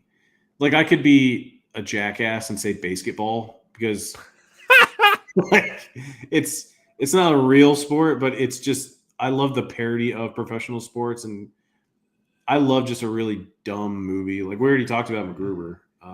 Okay, yeah, we did. Yeah. But anyway, good point. I guess if I'm being, I love Miracle too. Okay, there you go. Do you believe in miracles? That was a great impression, by the way. I'm gonna. Kurt Russell's just so awesome in that movie. That's everything from just how he like coaches up the players and like how they did like the never-ending wind sprints, and then when he gives the speech about how his goalie was saying he would take the test or whatever, and Kurt's like, I want the guy who wouldn't take the test, and I'm just like, that is damn good writing. No, that's definitely up there. But actually, Fensty's in the chat. He says, "What's up, Malin?" And he says, "Basketball is underrated." So there you go. Oh, thanks, man. Yeah, missed field goal by Robbie Gould. Still a one possession game. Yeah, but 8:38 to go. So I asked you a movie question. What's your favorite sports movie of all time? I will not give out my answer until later after the season's over for all these. I want to know the harder question. If you were in a sports movie, who would you want to play you? If it was a movie about Dan Malin himself, who would play you? It wouldn't be a sports movie. Well, okay, a movie. Sorry. I don't know. Maybe Better Bosses Hoosiers. That's a good one too. Well, I'm trying to say like who I would want to play, and I think it'd be fun to play Bill Belichick. But if I just get That's a fun one. You want to play Bill Belichick? By the way, can you answer me this question? Why was he wearing? That's a good one too. Why was Bill Belichick wearing the Croatia logo on his jacket yesterday? That I don't know. Did anyone catch that? Am I the only one that thought that was quite odd? I didn't have time to look it up. I know internet yesterday because Xfinity sucks. But Cool Runnings, that's also a good one too. Ooh, very good one. Yeah. So, but why was he wearing like a weird Croatia thing on his? It was just odd to me. But it just says NFL coach Bill Belichick proudly shows off his Croatian heritage with flag on chest. All right, shout out to Bill Belichick. Sure. Okay, that's apparently it. All right, it was random, it was cool, and shout out to Croatia. So you say Seth Rogen would? I think that's a good fit for you. Actually, I can see that. Thanks, man. I like that. Okay, the last question is the hardest of all time. Okay. The last question to Cells was who would win the World Series. I'm going to ask you this, though. Who wins the NASCAR championship and why?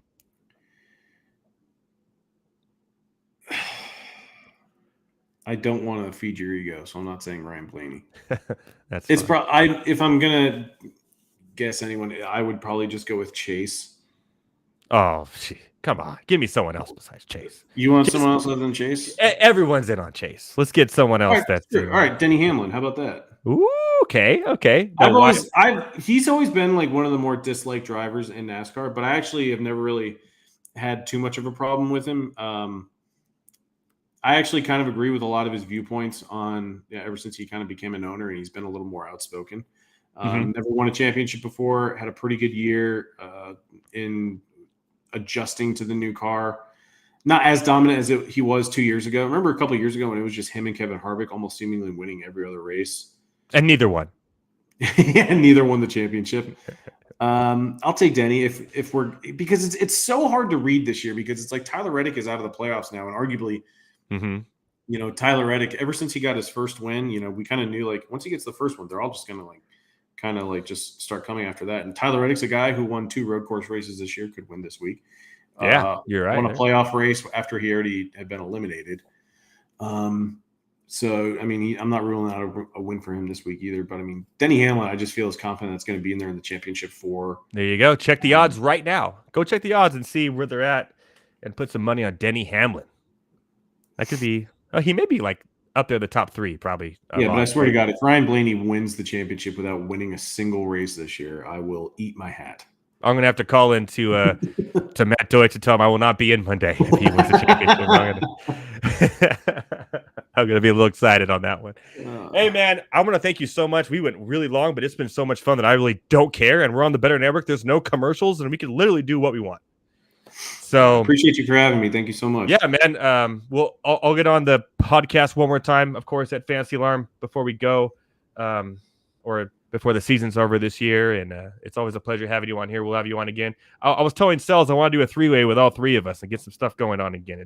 It feels like it's been a while. It'd be a lot of fun. For the NASCAR pod? Yeah, let's do it. Yeah, I can't remember the last time that you, me, and him were on it at the same time. I feel like it's always just 2 of us or something like that. Yeah, let's do it. Have some fun. We should do it at least one more time this year. For sure. Maybe before the championship. Let's have some fun there too.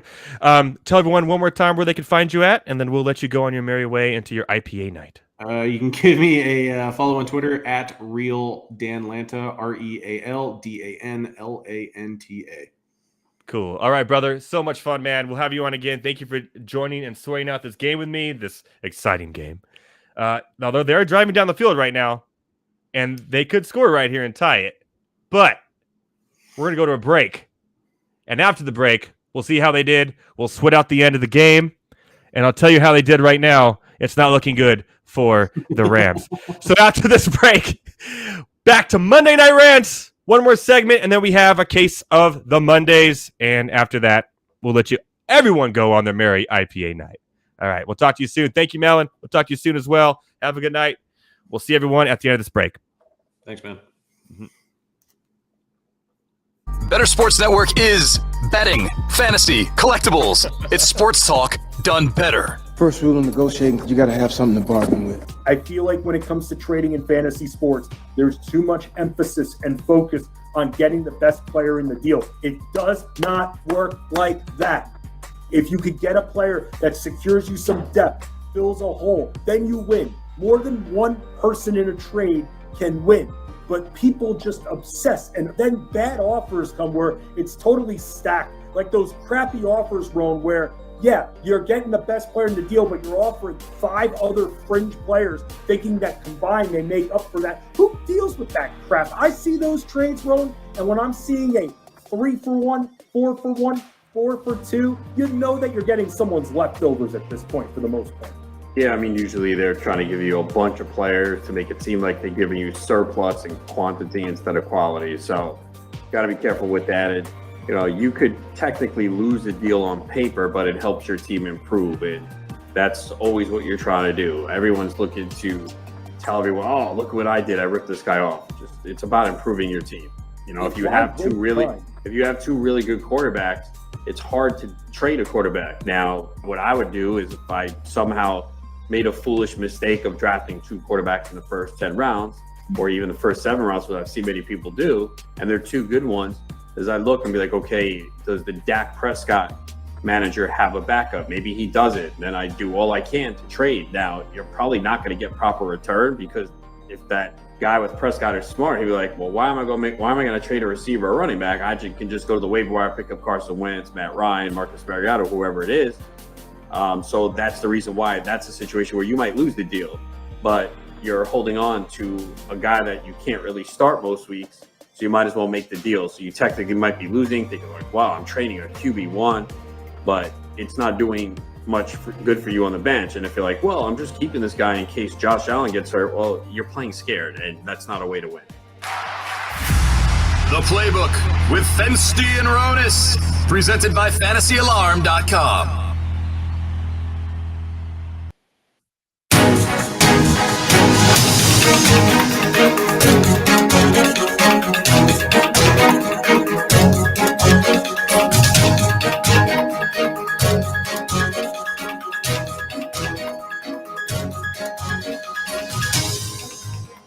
What is going on, everyone? Welcome back to Monday Night Rants here on the Bettor Sports Network. That's at Bettor Network on all your social media platforms. And I'm Edward Rouse, of course. That's at Edward R-A-U-S on all my social media platforms as well. What a fun night we've had tonight. We had Rant on the Street with Thomas Stevens, some great questions, a great interview with Dan Malin. Shout out to Dan Malin. Check him out on Fantasy Alarm.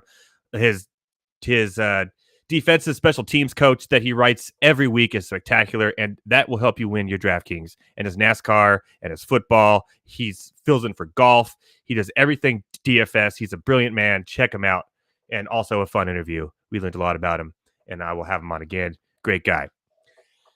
Shout out to Fensty, by the way, in the chat. Fensty, what's going on? Good to see you on tonight. And a shout out to 49ers fans, because a pick six, I believe, just happened. And it looks like it's going to be a long night for Rams fans everywhere. And is Matthew Stafford broken? Well, apparently he is Tommy John or something.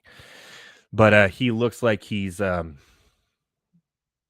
the Matthew Stafford he was last year or when he was at Detroit. And if I'm the Rams, I would be a little nervous here for the rest of the season.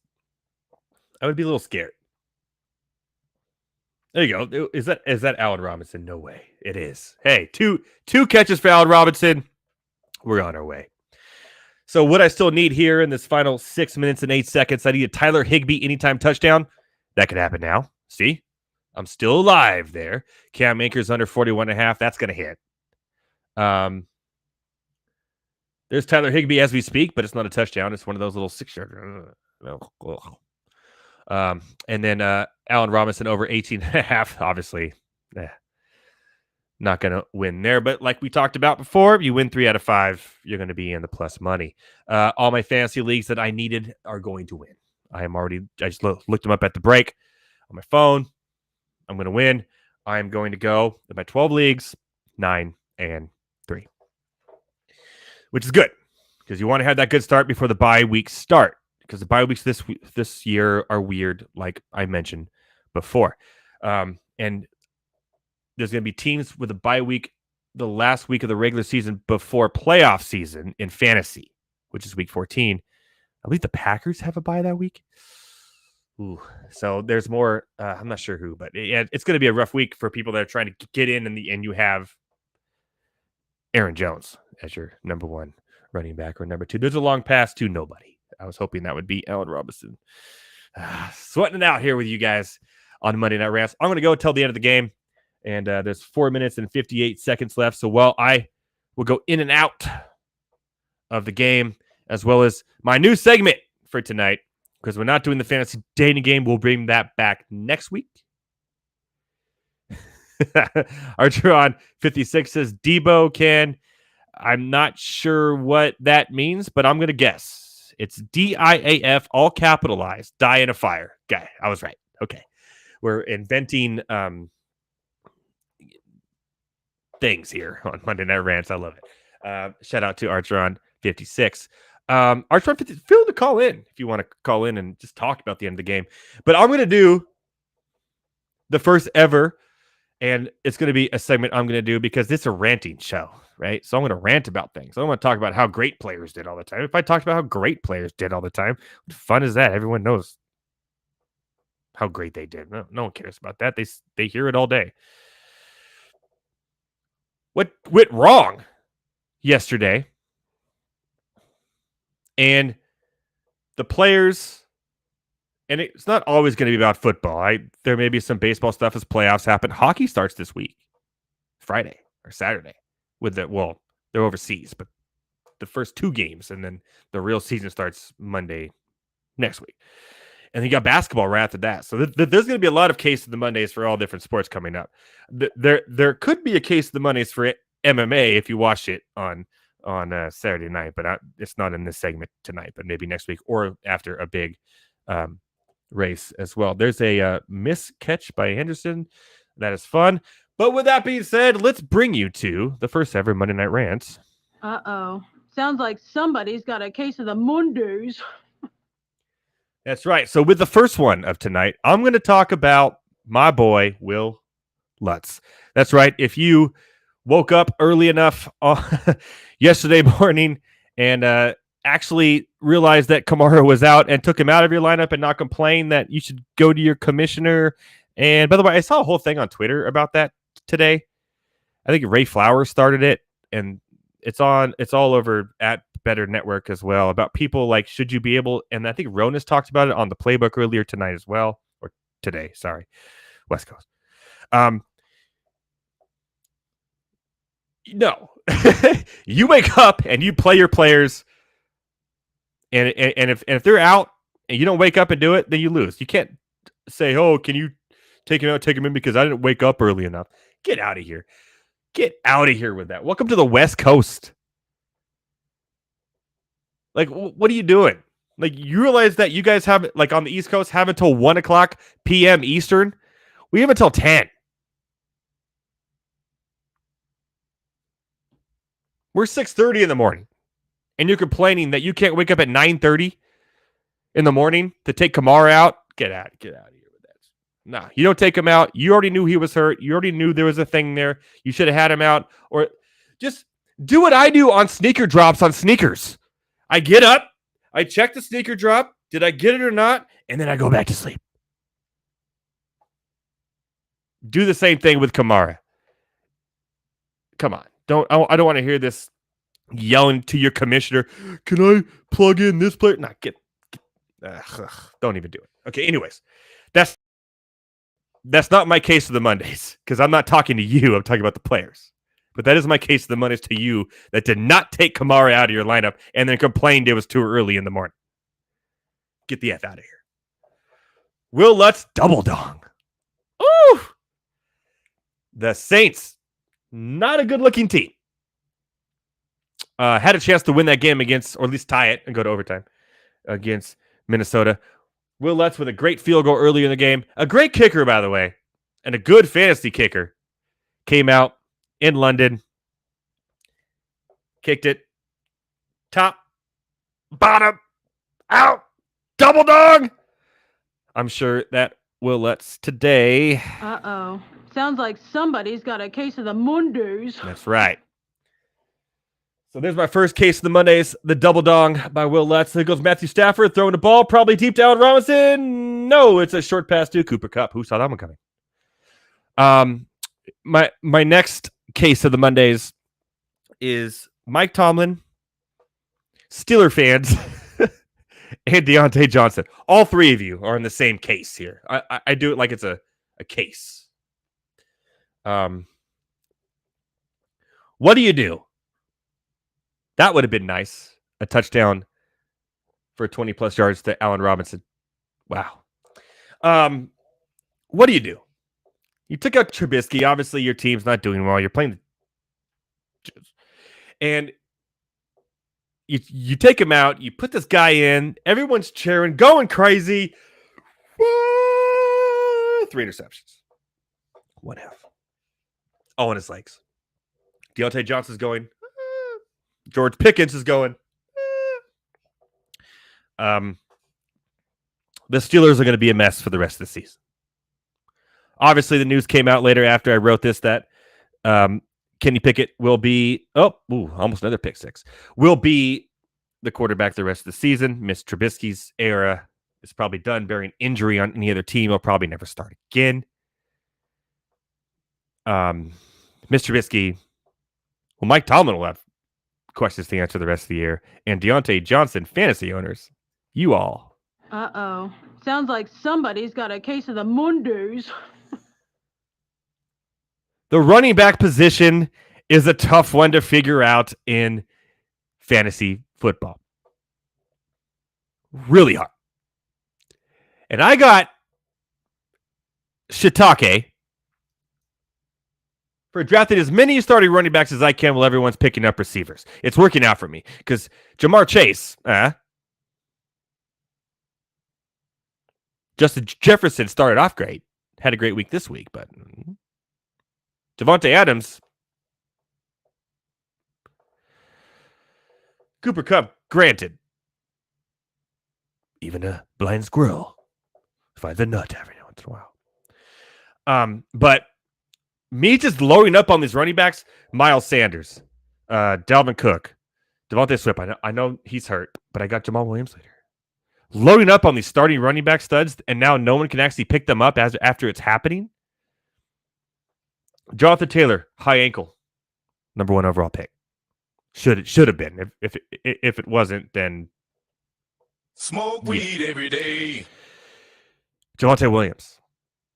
Not only did he tear his ACL, he tore like every CL he had possibly in his knee. He's not coming back for a long time.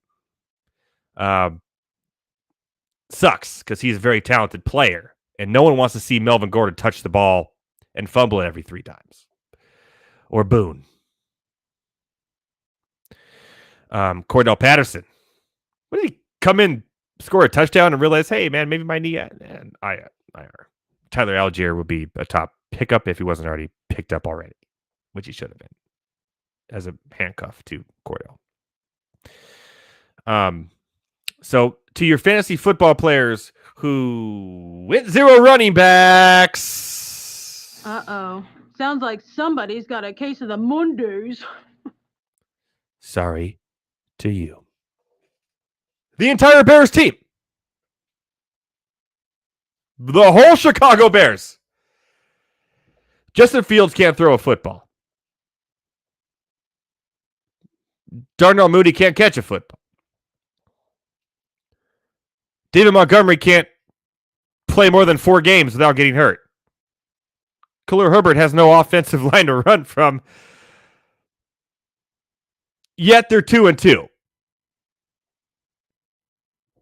But the way they lost yesterday to a team that literally lost 2 quarterbacks and had literally Saquon Barkley doing Wildcat. Uh-oh. Sounds like somebody's got a case of the Mondays. I know they're 2-2 now, but they will be, in my opinion, challenging the Houston Texans for the first pick in the NFL draft next year. Speaking of case of the Mondays, this one just speaks for itself. This poor guy. Oh, is that a fumble by Stafford? Speaking of poor guys. I'm not sure what's going to call there. They'll probably challenge that. But yeah, it doesn't look good for the Rams fans, like I said earlier. Case of the Mondays. This guy is just the ultimate case for the Mondays. Every time he gets a chance. Every time he gets a chance. And once I say his name, I don't need to say anything else because you're going to get it right away. And I'm going to say a shout out too, because this is how bad I feel for this man. Shout out on this Monday to Tyrod Taylor. Uh-oh. Sounds like somebody's got a case of the Mondays. If you don't know what happened, look it up. It's pretty sad. Baltimore Ravens. Can you win a game after halftime? Up 17, up whatever on Tua. Can you win a game? Can you just kick a field goal to win a game? You're the best field goal kicker in the NFL. Yeah, we're going to throw it to an injured receiver.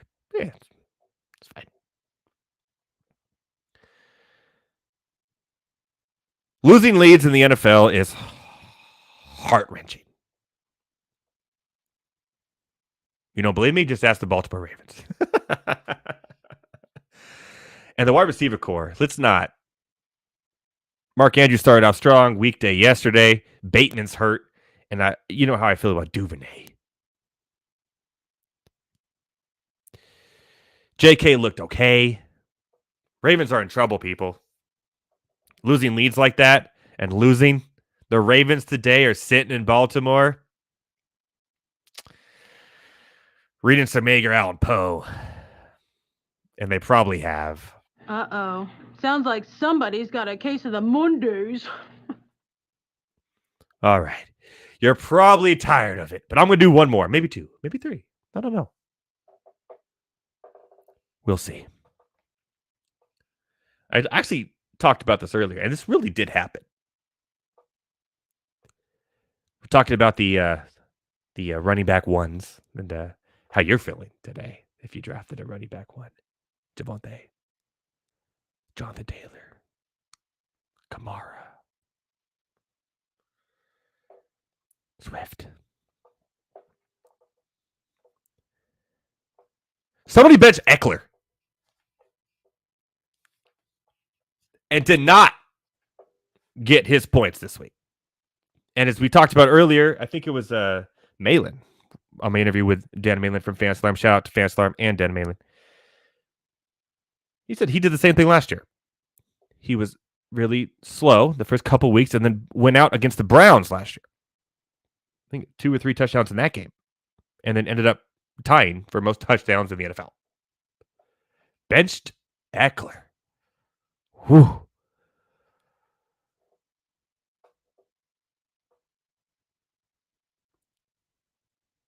Benched Eckler. Now, he did play Miles Sanders. Not the end of the world. But for everyone who traded Eckler and benched Austin Eckler and were low on him, well, if you benched him. Uh-oh. Sounds like somebody's got a case of the Mondays. All right, 144 left, and it looks like this game is going strictly to the 49ers. When this game ends, I will rant you into the sunset, the nighttime. By the way, after this, we will have Lunch Money replay with Kyle and Ray. Shout out to Ray Flowers and Kyle and Freak. Great host on this network. Leonard Fournette, Tom Brady, and the Bucks. This is my last one. This is my last Mondays. Not only did the whole Bucks team get literally a show, I thought it was in Vegas, watching like Shin Lim. Shout out to Shin Lim, by the way. If you don't know who Shin Lim is, he's probably one of the best card magicians of all time. Check him out. I thought I was in Vegas watching a show, and Mahomes was the magician. What is he doing? Tackle. Oh, I guess you can't. He's just throwing the ball everywhere, and they're catching it. It's like, what is going on here? Tom Brady has a problem throwing the ball over 15 yards. Check down, check down, check down, check down. Leonard Fournette had a problem running the ball over 1. Yeah, that happened too. Shout out to Leonard Fournette and his -3 rush yards at halftime. Rashad White, people, he's going to be a thing, and if he's available, I would definitely check him out on the waiver wires or try to trade for him, because Leonard Fournette does not look like he's going to put up the numbers he has in the past on that offense. And the wide receivers just keep it. Julio Jones is already hurt again, whatever. Can we be done with Julio Jones? Can we just be done with Julio Jones? Let's just get him out. Just go start a rap quadruple with Le'Veon and Gordon and Antonio Brown. By the way, don't get me started on Antonio Brown. That may have been my rant of the night. I don't know if you guys saw the videos or whatever. This is a family show, so we're not going to go there. And then after the game, he posts the picture of him winning the Super Bowl as a Buck. And yeah, that guy has problems written all over him. But yeah, so let's not go there. Yeah, the whole Bucks team, they don't look right. Tom Brady does not look right. The Chris Godwin got almost killed again on the field. The only person that looks right is Mike Evans until he starts throwing people down. Then he gets suspended. So there's that too. Can somebody from the NFC not name the Eagles do anything that makes me go, okay, I know what you're saying. Well, the 49ers are doing it right now. You could be onto something. Their defense does look strong. You like how I brought that all back? Yeah, see, that's what I do here at Monday Night Rams. Their defense does look strong. The Rams are broke. I said that multiple times tonight. I don't know why. I can't tell you why. It's a new year, new schemes. They look broken. The running game hasn't been figured out. You got Henderson, you got Akers. Who's going to do anything? No one. Allen Robinson, I don't even know why he's not even getting the targets he should get. And it's like a feed Cooper Kupp show. Well, that's not going to win you football games. The defense is not going to win in football games right now either. the way they're playing as well. So I don't know what I'm going to ask myself until next Monday, because we're about to log off here, is, and I'll have an answer next Monday after next Sunday's games. What team in the NFC, and I don't think it's the Bucs after what I saw last night. Oh, by the way, the Bucs and Tom Brady and everybody. Uh-oh. Sounds like somebody's got a case of the Mondays. You got to do that. What team in the NFC besides the Eagles? Don't Cowboys, okay. Seahawks? Just kidding. That's a joke. Shout out to Geno Smith, by the way, his best game he'll ever have in his life. What team in the NFC can compete for a Super Bowl other than the Eagles? That's what we're going to ask ourselves for next week. And let's see what game we have next week. Let's see what we're actually going to have to watch next week. It is oh wow. Are we in for some fun or not? We will get my fellow ranters back, especially all my Raider ranters, as I believe next week is the Raiders and the Chiefs. The soon to be 1-4 Raiders. Now we'll see. It should be interesting. Should be healthy. Renfro should be back. Like I said last week, Renfro is a game changer for the Raiders when he's healthy. We'll see what kind of magic Pat Mahomes can do. I will have my bets before the game as well, and we'll see if they can hit. I hit 3 of my 5 tonight, just like last week. A winner again. Make sure you check those out. I'll have them out about an hour or two before kickoff, so you can actually piggyback off me if you want to. I mean, I just have fun with them, but if you want to have fun with them too, you can. We are final 24-9. Shout out to the 49ers and Jimmy G, the handsome Jimmy G. Shout out to Thomas Stevens. Rants on the Street. Shout out to Dad Malin, Fantasy Alarm. And shout out to my boy Joe calling in earlier and having a fun time with me tonight. I hope you had a fun time with me. We'll see you next Monday. And by the way, I will say this. On Halloween night, it's a Monday. It's going to be special. Very special on Monday Night Rants. We'll see you next week. Raiders and Chiefs. Go Chargers. You've been watching Monday Night Rants on the Bettor Sports Network. Tune in tomorrow morning right at 7 a.m. Eastern Time for Front Yard Fantasy Morning Show. Moose and Keith, Lunch Money, Corey Nano Friends, The Playbook, and Bettor Sports Live, followed by Dr. Redo. Thank you guys so much. Have a good night. Hope you enjoyed the game and the night with us.